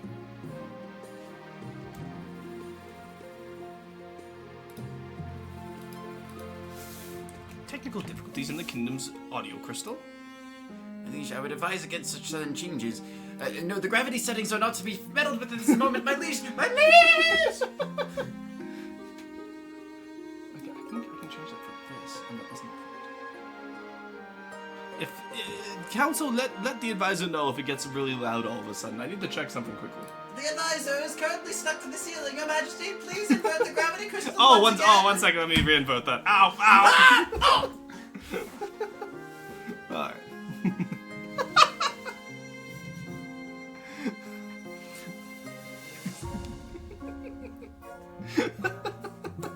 Alrighty, it is the day of Grandee Shogun's trial, and half the city has turned up to watch the spectacle. Shogun will be fighting a champion of the crown, Your Majesty. Whoever draws first blood wins. Who represents you in the pits? Okay, so we have a choice between the marshal, of course, a fighter from the march, one of my 7 battle knights, or I will fight myself. I will consult with the council. Yes, I do believe this is a council decision. Let me know what they say. The initial calls are for you to step in yourself. We shall see if there are other opinions voiced soon. Oh. I'm so glad that the court eunuch has been such a good advisor. We do have to put the cone of shame back on him, though.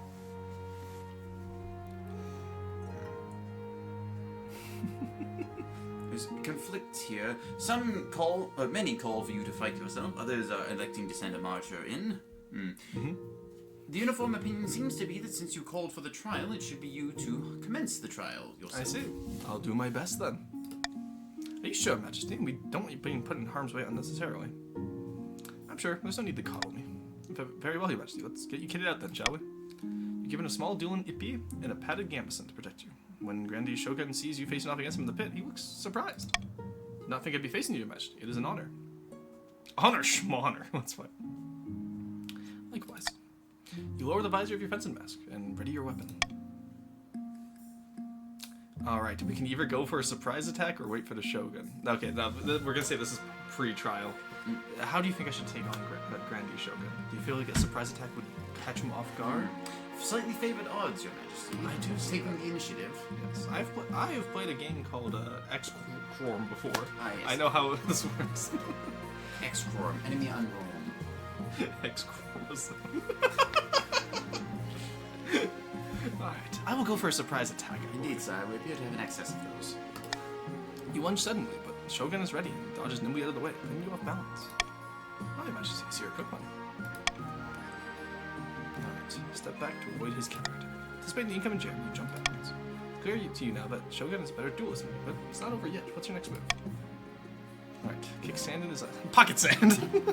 My liege, it would seem that the royal litter box is available for your disposal. I see. We might have to use the royal litter box here. For attack and pirouette like a dancer, throw your sword. Okay, none of these are good options. Alright. I think I will use the age-old kick sand in his eyes.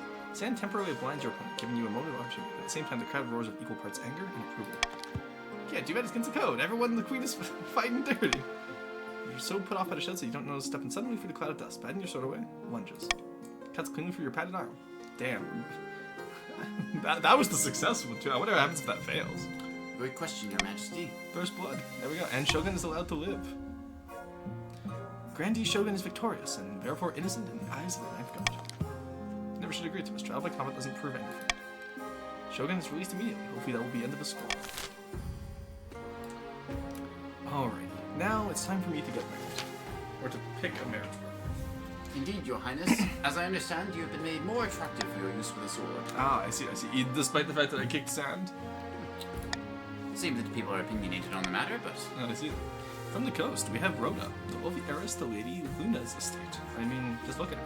She's gorgeous, and apparently she's got a silver tongue, too. Her interests are typical of the coast. Money, money, money. And making more of it. Money, money, money, money. But to her credit, she gives a lot of the charity. Okay, I like the sound of charity. From the south, Zenoviva. Zenoviva, the eldest daughter of Saint Karujdi. Oh, welcome in. I didn't realize we had more nobles in the house. She's reputed to have an ego the size of the sun, but there's nothing wrong with confidence, right? She's got in trouble with the Inquisition for her interest in potion brewing and the occult. She does not sound godly. She does not sound like a ninth godly woman, but shows no sign of quitting, and she's got grand plans by all accounts. She wants to change the world. I don't like the look of her. Finally, we had the marches offering. Emmy, scion of the prestigious Zavi's bloodline. Typical Baroness, really. Loud, brash, self-absorbed, but mostly well-meaning. Like most of the barons, her great passion is hunting. No beast is safe from her crossbow. Also got into a fight with her local bishop a couple years back and gave him a bloody nose. Also not a godly woman. Indeed, sire. What do you think? Of course, by picking a candidate, you'll anger the other regions, but you'll gain a lifelong alliance. Or consult with the nobility. Consult with the nobility. I'd like to hear each of their pleas for why I should marry into their families. My initial advisings are that it would seem that there's a problematic individual there going up against the baron. Not the barons, the bishop, as it were. The other one interested in making money. Could it be beneficial for the kingdom due to our struggling trade in the regions? She does give to charity as well. Indeed. But I feel like if we marry into the march, well, it's slightly problematic with the bishop. It's no heretic like Zenoviva, who fights off the Inquisition. So I feel like we have to exclude the grandees from this. As a grandee myself, that would also be weird marrying into my own house. Perhaps, sire, but I will remind you that the house elected do not remain loyal, so perhaps it is in our best interest to form an alliance. The defiance is low, though. I feel like the barons have been grumbling far more about rebellion than anyone else so far. Shall we review the candidate from the coast?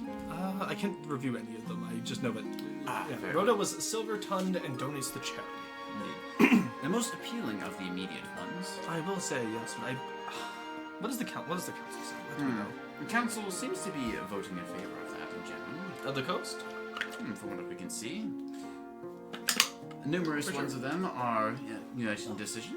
If the council wants the coast, then I shall elect the coast. There we go. This will put the barons on more of a warpath. I was hoping I could maybe marry into them to reduce that. But Indeed, sire. But in a word, the baron's current situation is shit. yeah, this is shit and skill issue. At least the patricians are rich and well-fed. The barons are poor, underfed, and weak. Oh, and now the patricians are... Excuse me. No. Rebellion halted. Get the hell out of here. Nice try, Warless. Alright, so that is all for the winter and the year of 1019. Now we go into 1020. It would appear that they are currently upset at the ignorings of some of their daughters and are attempting to rebel. Ah, I see, but Warless was from the coast. A curious decision nonetheless. Odd. When a queen settles into her young reign, a general has risen in the march, the indomitable Baroness Bertha. General, fantastic news. We're ready to move forward with the plan. Kingdom is in such a state that commoners are begging for someone to save them. All we need is a suitable boogeyman to get them really riled up. The Ashmedian Empire will do, I should think. After all, they've always coveted our lands, especially in the march, and how would our dear queen stop them with a kingdom in such a state? Good thinking, General. An admirable plan, General. Silence, Corporal. Good thinking, General. While your campaign warns of the Ashmedian threat and proposes a march of defense, we will build an army to back your words. The next stage of the Baron scheme, the stat goal was to have the highest military within 3 seasons. Yeah, that ain't happening. Alrighty. So, we have a choice of a new law. I kind of like the idea of maybe going with Monarch's Iron Choice. Indeed, sire, but what would it replace? It would replace the Monarch's vote. A wise decision, then. Because I do believe we need reverse voting in order to ensure that the nobility who cannot read will maintain order. Oh, it seems to me like the barons have opened up fully in rebellion, despite being the furthest advanced in their plan. Indeed, sire. Perhaps they saw the writing on the walls. Not that any of us can read it, but it's certainly there. I will say, at the very least, this will rebuild their military. The grandees appear to be claiming the Holy Army is the only army allowed in the Kingdom of the Ninth God. Oh, I see. I didn't realize only one region may be permitted a military. Indeed, sire. It would appear it's the grandees' turn on the military. The Queen Bubba said it's my turn with the military. At long last, the barons have reached their boiling point. You're confronted in your throne room by Baron Welgers 10. His boots stomping mud all over your nice carpet. Bastard! The barons of the march are sick of your lies and tyranny. Give you soft city-dwelling bastards a proper kicking. You'll be fighting for Bertha, the true queen. I don't think that's going to happen. This is a formal declaration of war. The next time we see each other, we'll be on the battlefield.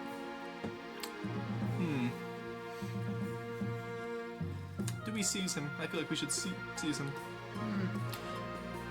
It would raise or punish the stability of the kingdom, but at the same time, I do believe that we may take our authority a little bit, sire.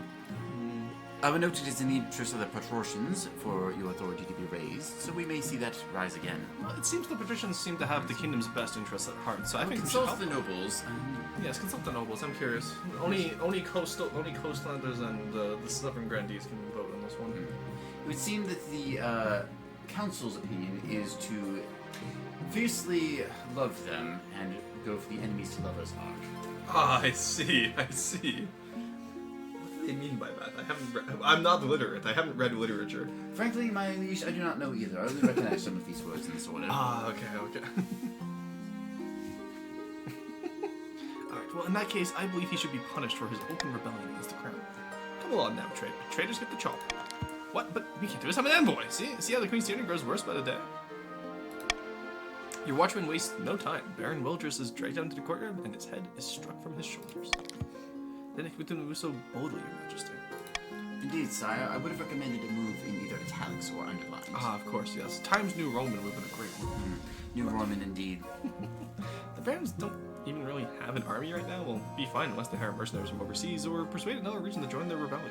Indeed, sire. The patricians might be encouraged to join, but at the same time, I believe the barons may be... What is the phrase?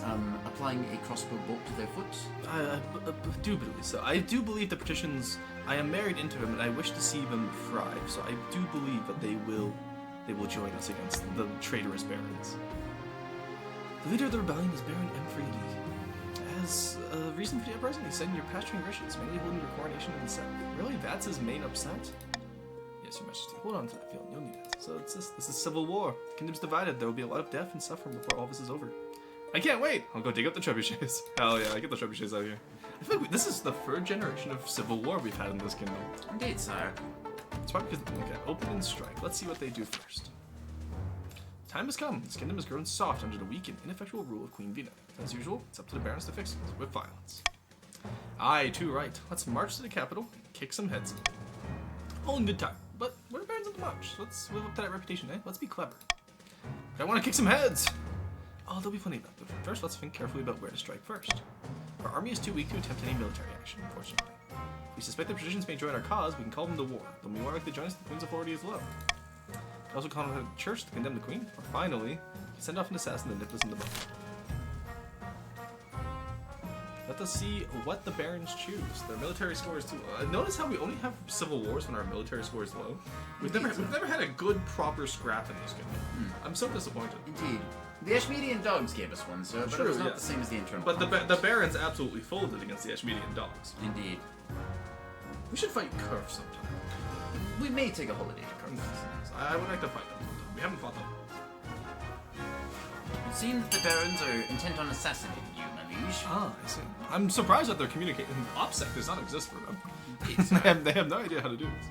Alright, so it seems to me like they will go with trying to assassinate me. Kinda cringe, not gonna lie. Alright, thank you for meeting with me at such short notice. Some you offered piqued my interest. Ah, it's Slowboy assigning the assassin, I see. I understand why the sum is so high about it. Yes, you want me to assassinate the queen? It's no trouble, I'm a child of the Viper. If you have the gold and you want a woman dead, she's dead. Get it done. Alrighty, but now it's time for me to get married. Indeed, sire. Civil war casts a shadow over your wedding. Instead of being a joyous public holiday, the day arrives without much pomp and ceremony. My liege, it would seem that the barons invited the queen's advisor to the queen assassination PC group on Sigma. Oh no! They're honestly devastated.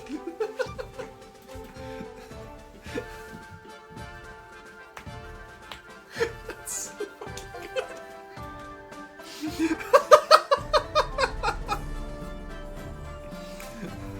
Okay, back in character. The day arrives without much pomp and ceremony. Still, all your loyal nobles have arrived in the capital to keep up appearances. Soon enough, you're standing in St. Bertrand's Cathedral with Rhoda at your side. Do you think this woman is your lawfully wedded wife? Absolutely. I pronounce you queen and wife. After the wedding, of course, there's a feast, and after the feast, a dance. Your new wife, Rhoda, laps up the attention, delivering a witty speech in which she flatters you outrageously. Oh, that's nice. How kind of her. By the time you find yourself alone with Rhoda, it's past midnight, and you've never felt more tired. Danced so very beautifully. It was such a wonderful day, wasn't it? I agree with her. You endure a long conversation in which Rhoda seems determined to flatter you relentlessly and agree with everything you say. Oh, based? It's just like chat. By night's end, you still don't know who Rhoda really is. Her real personality is concealed beneath 100 layers of etiquette. You go to your separate bedchambers, still strangers. The start of the lesbian romance to shape the kingdom of Yes. majesty. Yes. We have separate bedchambers to start off. We can. There's no accusations here of U-haulism. Is that where you put your things into a truck that you rent, sire? I don't know. I don't think we've gotten that technology yet. Perhaps a wagon. Yes, we're only on turn 24. We haven't invented the wheel yet. Alright. That is the end of season, sire. Yes, that's the end of Spring 1020. Let us see how this little rebellion in the South progresses. They're calling to turn down the music, sire. Perhaps it is a bit loud. I see. Do I have options? There we go. There you go. Let me know, Council, how that goes for you. They're saying that the music is louder than me. Well, perhaps if I spoke into the talking crystal correctly. Yes. He needs to lean forward into the crystal and project his voice. In my defense, I cannot reach the desk, sire. Yes. 1 second. I want to show off that artwork. I need the council to understand what it looks like right now, how we're doing this. This is how it looks right now with the setup.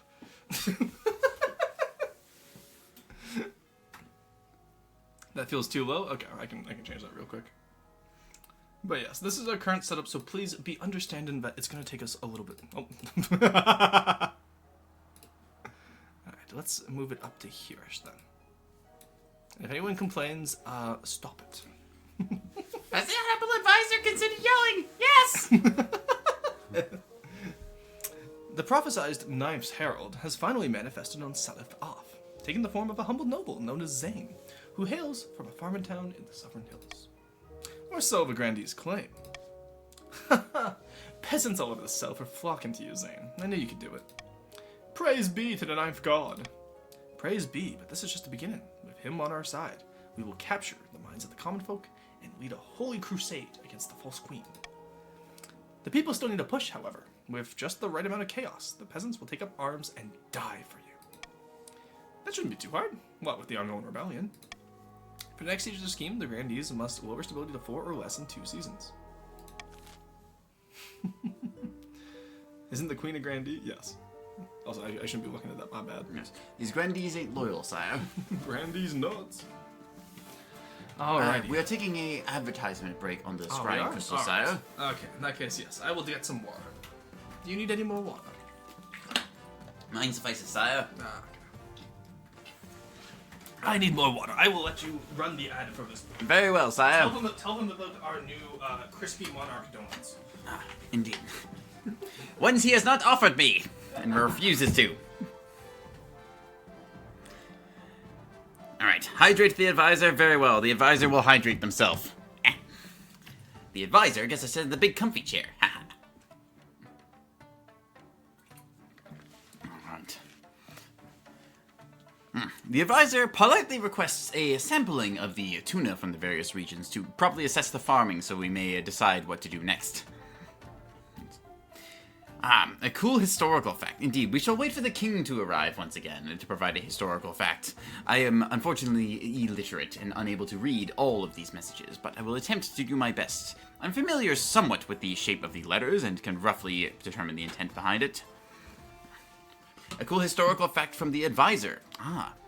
Did you know, in history, pigeons were quite popular for their ability to send messages. This was due to their homing instinct. So, with a properly configured pigeon, you could, in fact, send an insult to your enemy with only a simple throw of a bird. Unfortunately, this was later replaced by the electronic pigeon we currently are using in our kingdom.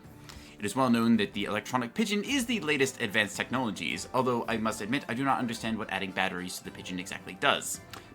Apparently it's important for something or other. Now, if you excuse me while I sample the tuna.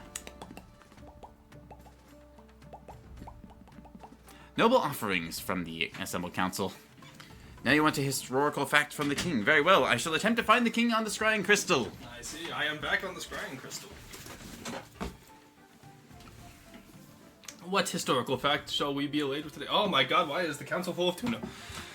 Sampling of the farming, your majesty. I see. I see farming has finally picked back up. Yeah, so a random historical fact. Did you know that in the summer of 956 in this kingdom, the council elected to turn people into crystals so the patricians could fund their own schemes?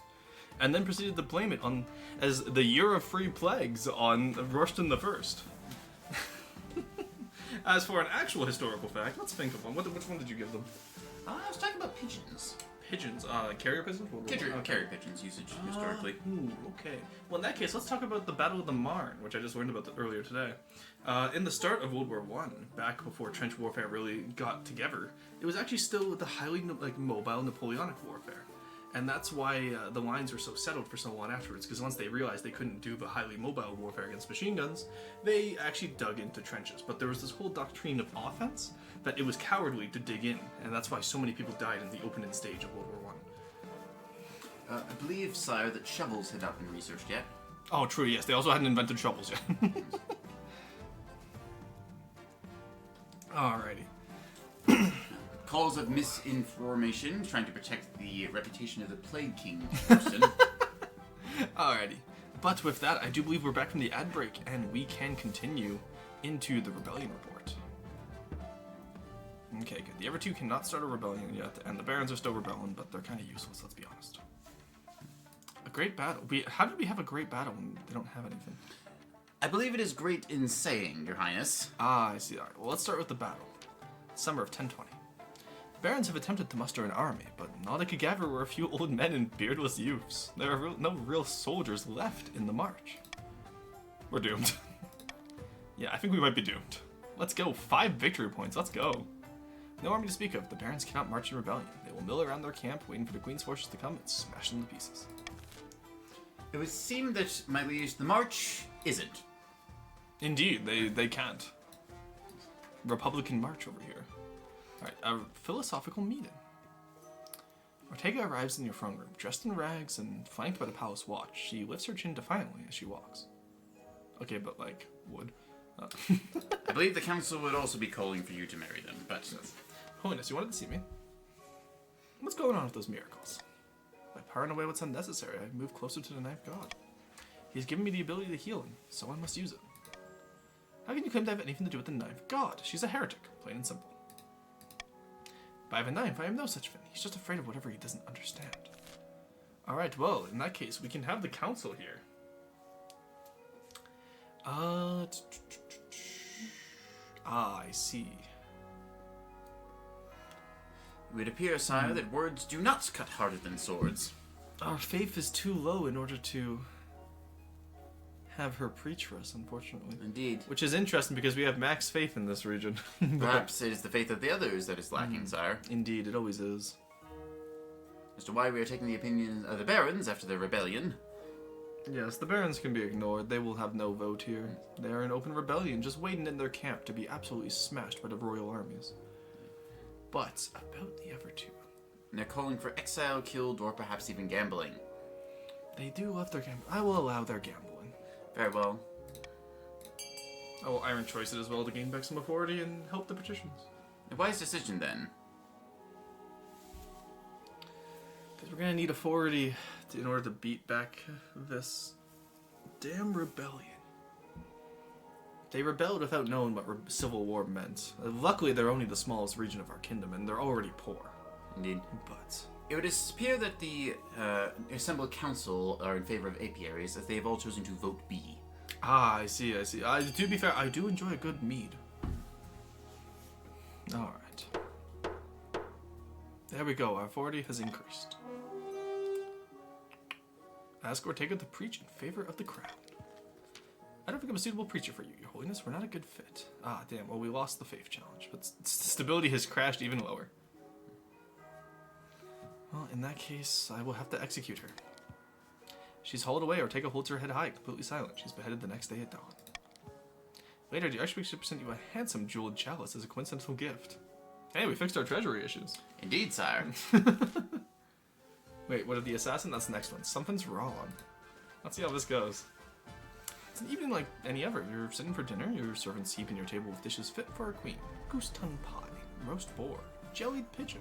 This is why they went extinct in World War I. I ate them. I see.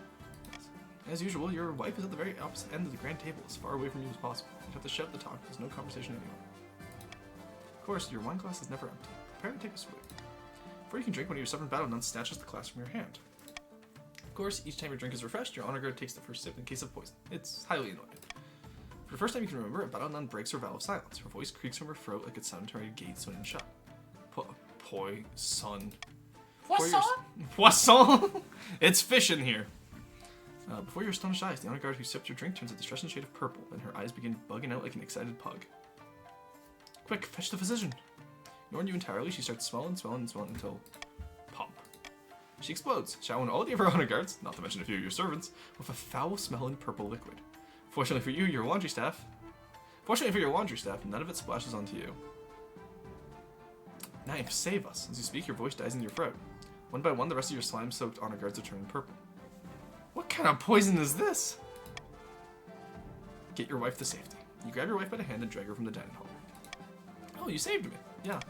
Behind you, there's a series of grotesque pops as your honor guards and servants explode one by one until there's nobody left. A few hours later, you go over the horrific events at dinner with your spy master. Your Majesty, that must have been terribly disturbing. What the fuck happened? Or sorry, what the hell happened? It's a very rare kind of contagious poison known as Anwick's Cascader. It causes the drinker to explode, and whoever's touched by the remains also explodes. So you can imagine the results can be catastrophic. We were lucky that only your honor guards and a few servants died. Who did this? One of the children of the Viper, the most feared assassins in the kingdom. No doubt hired by your enemies in the March. Anwick's Cascader is one of their specialties, intended for causing maximum chaos. There is much confusion among the nobility. May we reiterate what has just occurred? Yes. So I was minding my own business, okay?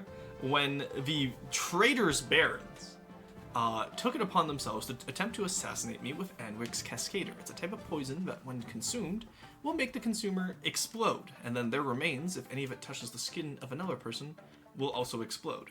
So we pretty much just watched our entire honor guard go pop goes the weasel while we were saving our wife.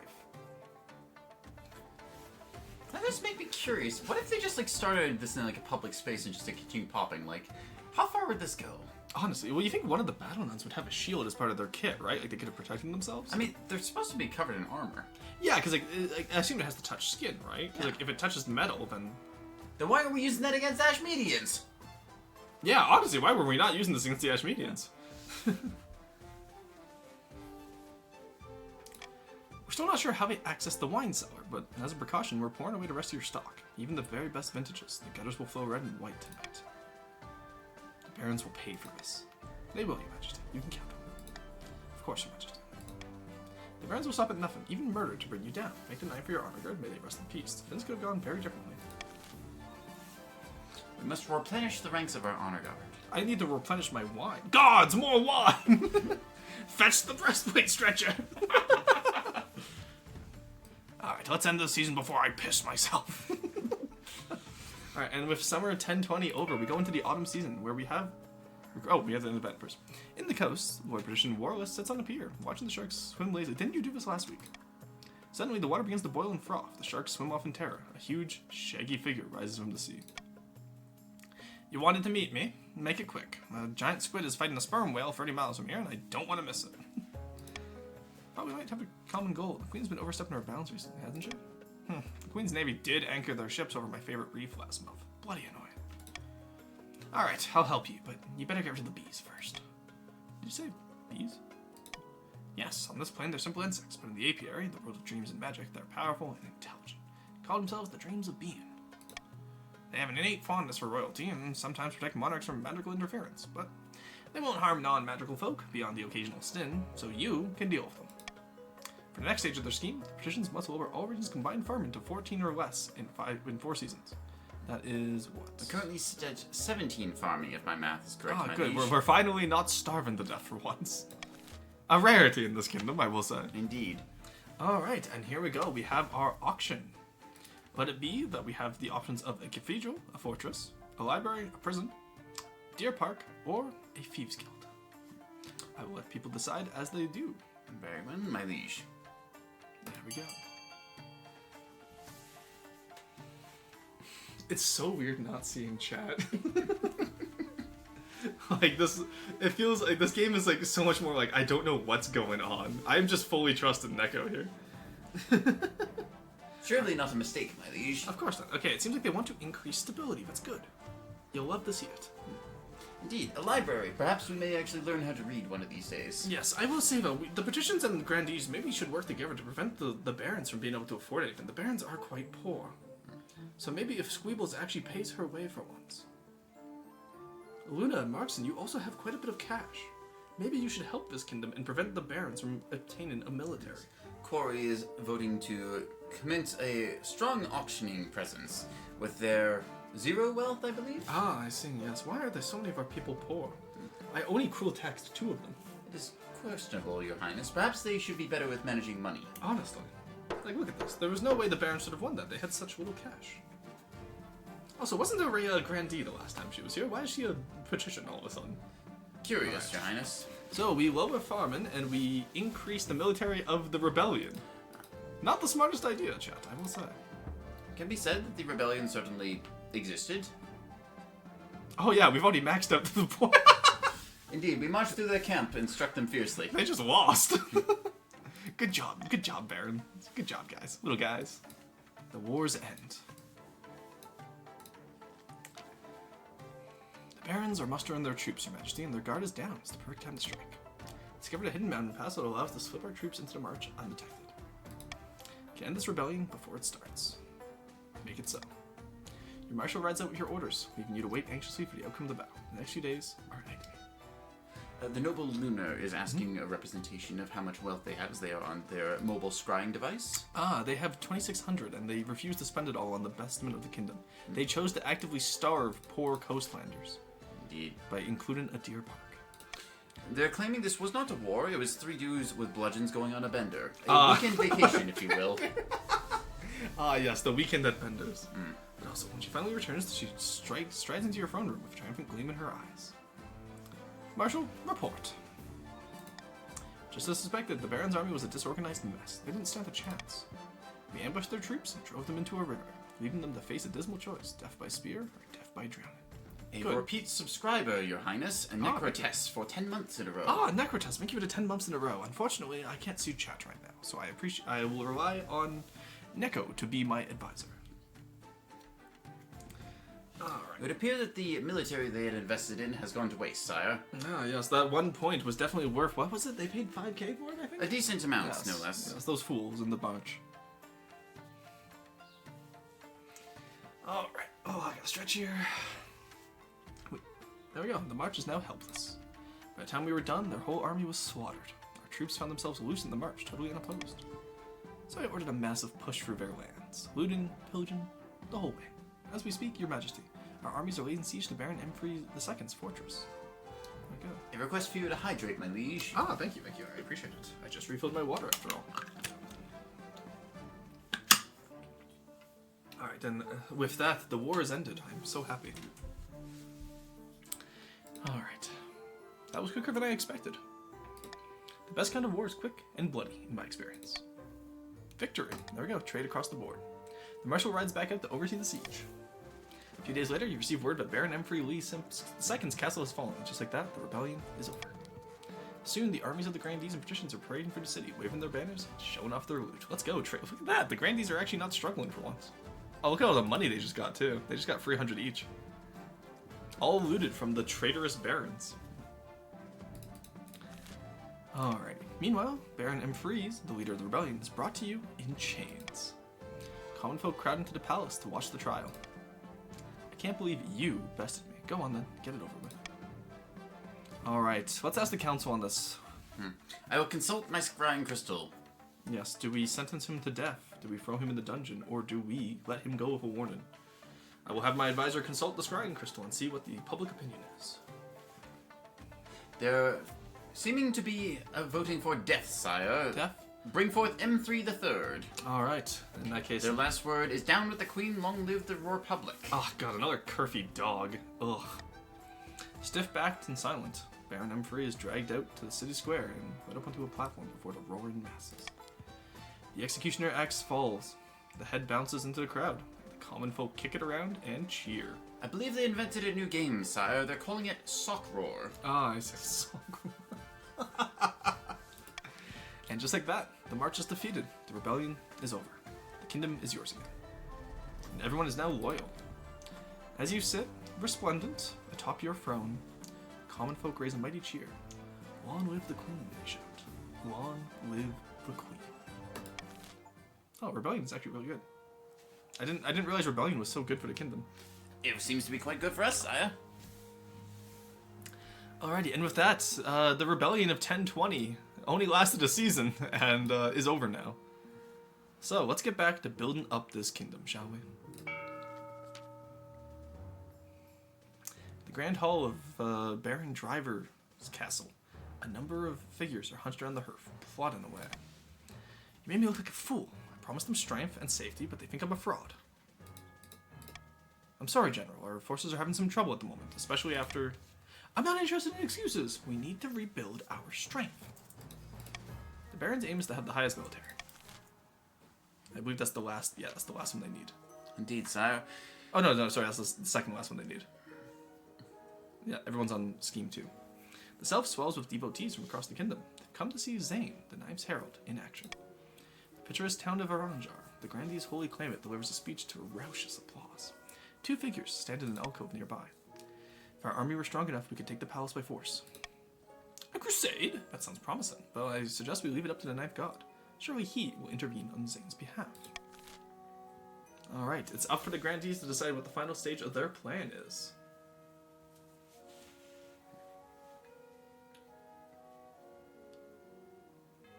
Let's see what it's up to. Oh, I see. Oh, no, you guys, you can't vote with Corey. Corey's gonna tank this. You know he's gonna find a way to tank this. I would say it would be of concern, sire. However, the Quarry effect is true. Yes. You know, this means Corey isn't on our side, which means we might still win this. Perhaps so. Raise faith to 11. Voting has closed. Alright, Corey and Shogun are the only ones to vote there out of how many? Only 4. Okay, that's not bad then. 50% turnout, sire. Yes, that's better than most. It's better than my provincial election. I believe it may be better than federal as well, Yes. sir. Let us join in prayer, fellow Gandhis. The end of the Queen Venus' illegitimate, godless rule is upon us. Clan Zane is poised to take the throne after a new golden age, when we only wait for a miracle. For the final stage of their scheme, the Grandees must keep their faith at 10 for 1 full season. Alrighty. I don't think we need the tax. Actually, no. Let's tax the barons. They did rebel. Indeed, sire. Punish them for their rebellion. Yes, and I believe everyone else is fine at normal taxes. What is the council? Any suggestions in the I council? will consult the scrying crystal and see what the council may say. Yeah.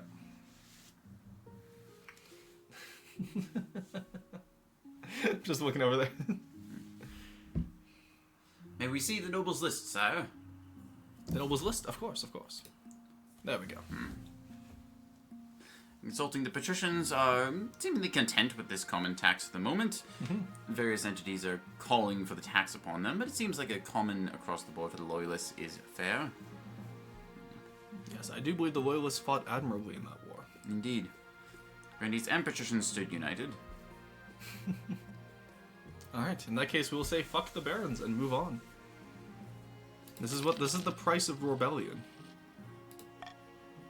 Alright, and with that, we are into Winter 1020, a helping hand about your heir and furious followers. Alrighty, let's see what these followers are so furious about. Your Holiness, that troublesome philosopher Ortega is gone, but her followers are marching on her estates demanding justice. It's the same in the coast, they're making her into a martyr. Alrighty. We could pay the grandees to give amnesty to Ortega's former followers, which would raise stability and a bunch of other stuff. We could send the royal army to put a stop to this, or we could ask the church to preach forgiveness on all sides. I do not have an opinion here. What about you, my royal advisor? What do we feel? Our authority is quite high already, my liege. Our stability going down would be painful. Perhaps leave it up to the council? Yes, I do believe we will ban the use of the royal army. This is a provincial matter. Indeed, sire. These damn provincials. Alright, let's see what they do. There's calls for the flipping of coin, of which we have a sufficient amount right now. We have so much coin right now. It's wonderful. It seems like the barons are voting in unison now that they are welcomed back into the fold. Also, did you know that if you too wanted to use a voice crystal, you could use the command !Discord. I don't know if they have the channel set up for today. I didn't personally set it up today. Normally I would. But, It may have been damaged when I was tangled in your wires, sire. That is true, yes. Alright. It seems to me like 6-4 towards the option B. They really enjoy that apiary. Let's see how it goes. Alright. Ask the church to preach forgiveness on all sides. Oh, it succeeded. Look at that. The Archbishop gives many passionate sermons preaching peace and unity for all. It's not long before the followers realize that worldly possessions are actually pretty useful, and Ortega's name fades into obscurity. I really thought they were going to lose that 50-50. Because there was no option there to lower faith, unfortunately. Indeed. Perhaps about this helping hand, though, sire. Maybe. Let's see. A helping hand. You know, I had something I wanted to ask of you. Oh, it's my wife. What can I do for you?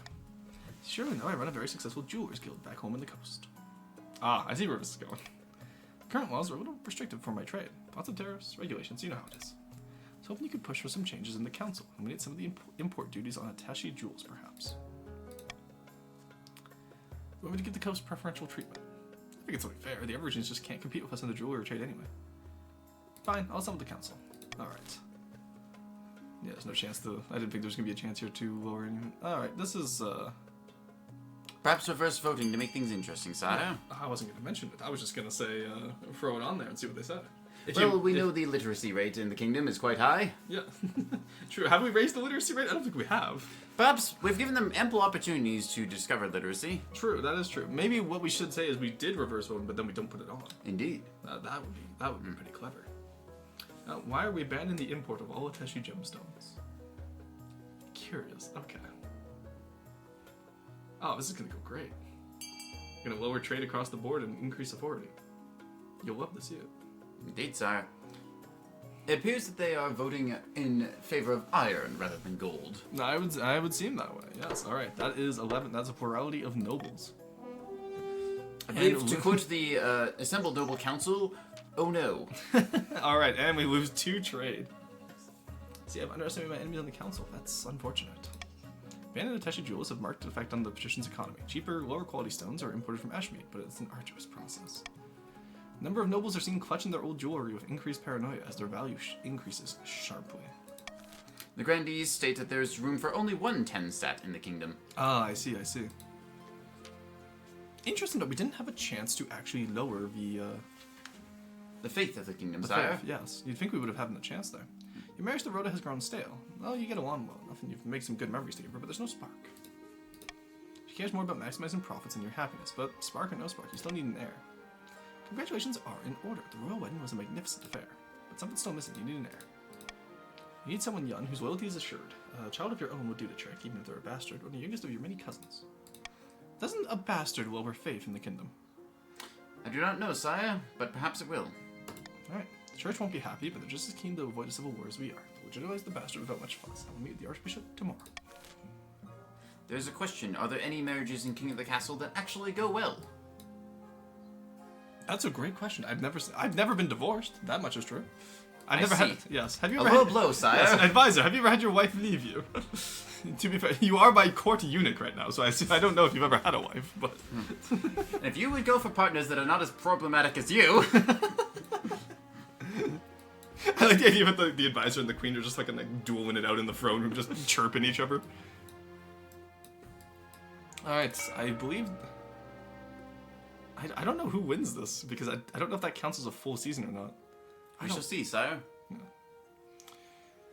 Alright, do I want any of these? No, we're good. They're questioning how a queen can make bastards, but what do you know about royalty? Yeah, okay, so their scheme goes ahead, I see. Because we didn't get a chance to lower it. Unfortunate. Great and holy holiness. The standoff with the grandees has become untenable. How do I make it tenable? I do have a proposition to connect. Of course, you're the true queen, as we all know, but Zane has many devoted followers, and not just in the south. So hoping we could come to a diplomatic agreement, as it were. Otherwise, I fear a schism may develop in the church itself. There are already rumors that the High Inquisitor favors Zane. Arrange for a meeting between you and this herald. It would be held on holy ground within St. Bertrand's Cathedral itself. Perhaps the holy presence of the Knife God will reveal a path forward. As well as I'm to clean afterwards. Of course, your highness. You were anointed by the Knife God in the first place. On the day of the meeting, your archbishop presents you with heavy golden chains to wear around your neck, especially for the occasion. Tradition for the queen to wear... Yeah, okay, I think I know where this is going. So-called herald doesn't have any of these, now do they? Quickly check in with Rhoda. You look positively radiant today. Truly a queen blessed by the Knife God. Thank you. gives you a small courteous smile, and you head downstairs together. Alongside your advisors, your wife, and a small contingent at the Palace Watch, you make your way to St. Bertrand's Cathedral. Grandy Zane is waiting. We gather here today under the guiding light of the Ninth God to mend this rift that has so damaged our kingdom. Not since the trials of as pious as any grandee, but can we skip to the important part? I have at it. We haven't got all day. Archbishop clears his throat. Invite nobles enter the pulpit to speak on the grandee's behalf. Thank you, Your Holiness. Let them speak. The Archbishop said, we're here to come to an understanding, that is to receive the Ninth God's wisdom and understand his will, whatever that may be. Even the Queen herself to agree to that, surely. Wait just a minute, what's that noise? Sounds like the groaning hull of a ship in a storm. Groaning quickly becomes an explosive rush as the sound of a giant barrel bursts and startles the assembled nobles. St. Bertrand's Brewery, the massive facility right next door. A tidal wave cascades through the stained glass windows of the church, a tidal wave of beer. What? If anyone can react, the room is awash of pungent alcohol. The sheer volume is enough to thrash people against the stone walls or carry them out the front door and down the street. My wife. Where's my wife? The absurdity is overwhelmed by raw terror. You fight to keep yourself above the fresh liquids and avoid taking in too much liquid. The sign we were looking for. The Ninth God has struck down the unbelievers before our very eyes. A miracle. So you realize the grandees are all seated in the gallery above the central hall, completely safe from the flood. Their claimant, too, standing majestically on top of the raised pulpit, is unharmed. Ah, I see. Shouts come out as gurgles. More and more lager floods into your lungs. The weight of your... That was not how I was expecting that to go. It's not long before your limbs tire and your lungs burn. You can only pray that Zane and the rest of the grandees have an even worse time ruler than you. Mercifully, you lose consciousness before a river of alcohol carries you into the sewers. Unhappy hour. Alright, that was an interesting... My liege, I fear this may be sign of the apocalypse, as I do believe Corey has won a game. No, he wasn't here for the entire thing. We're safe. Yeah, no, they decided all this before he got here. He showed up at the end. See? We can't let Corey have that win. Alright, and with that was... I thought there was going to be at least... because if... Normally it gives you a chance to be like, hey, at least delay their scheme by a season. I did not think they would just not give me a chance to lower faith. By the ninth would happen? We're both surprised too. Yeah, hey, it still counts! No. Scrub this one from the VODs. It's not real. Yep. Yeah. I wasn't recording it, were you? True. No. Take it down. That VOD's never getting published. Nope. I will take my victory. Thank you very much. No, the Grandee's only victory was last time. I think it's both of us, like, you take two negatives and multiply them. Yeah. I see, yeah. Corey can't win against one of us, but he can win against both of us. We'll take them together. Nah, Grandee's had it in the bag already. Corey should have decided to run in right as the dub came up. That's what I'm saying, Squeebles. That's what I'm saying. Got two claimants on the front. Yeah, Gravitas has been really leading the Grandees well lately. But yes. In what became known as the Thirsty Fellows Miracle, Queen Vina and all her supporters were drowned in a flood of beer from a nearby brewery. The barons withdrew support, and a wave of popular momentum behind General Bertha petered out. She was soon just another bitter old soldier, ranting that she could have been the queen. The attempt to woo Scrampton to the coastal cause was doomed to failure. Eventually, the wizard, bored of these mortal quibbles, fed War Petition Warless to a kraken. The Grandees swept happily into the sudden power vacuum. After all, hadn't the Knife sent a miracle to ensure that the most holy Zane took the throne? Even the ever-nobles found it hard to agree. It appears to be a back-to-back Grindy victory, sire. Truly a sign of the end times. That's insane. That was exactly 2 years. Alright. The wealthiest nobles was Squeebles, the poorest was Enfree, the third, after being executed twice today. Executed twice. Executed twice. No life, no money, no kingdom, no fortress, no military, no rebellion. Corey's only victory was joining 2-8 to jinx it. Oh my god, that's good. Clearly, I just needed to beat both of you at once for it to be a fair fight. True. Yeah, you gotta beat the dead horse at this point. Was the dead horse your father or grandfather? Alright, and there's Zane in full patricial outfit for some reason. An interesting choice of the Greens, yeah, that's weird. In all considerations, Your Highness, the kingdom could be worse. Farming is steady across the board. Faith exists. Yeah. What did we accomplish? We ruined the patrician's monopoly. That happened this game. We raised the military only to have it lower again. The Grandees got more trade. It appears we are right back where we started. Yes, this is exactly how this kingdom started, except we have more money this time.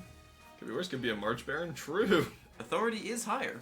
You know what? That is actually true. We start. Well, that will go back down to 5 and 5. Indeed. Alrighty, well, that will be our one session of King of the Castle for today. It's gonna be a bit of a shorter stream today. Oh, it's only been 2 hours, really? It's still gonna be a bit of a shorter stream today anyway, as I do have stuff I want to do. So, we have a list here. Is there anyone we want to raid? Good question. Let's see. I see Sandream's playing Overwatch. Mercs is playing... Oh, you know, I haven't raided into Mercs in a while. All right. Yeah, let's raid into Mercs. Wise decision, my liege. In the meantime, that will be all for us. I've been Roastin VT. This has been Neko Boy Blue. Roastin VT the second, rather. Oh, true, yes. Roastin VT the second. Yes. Oh, I joined too late. Yeah, no, it was going to be a shorter stream today anyway because I had Neko here.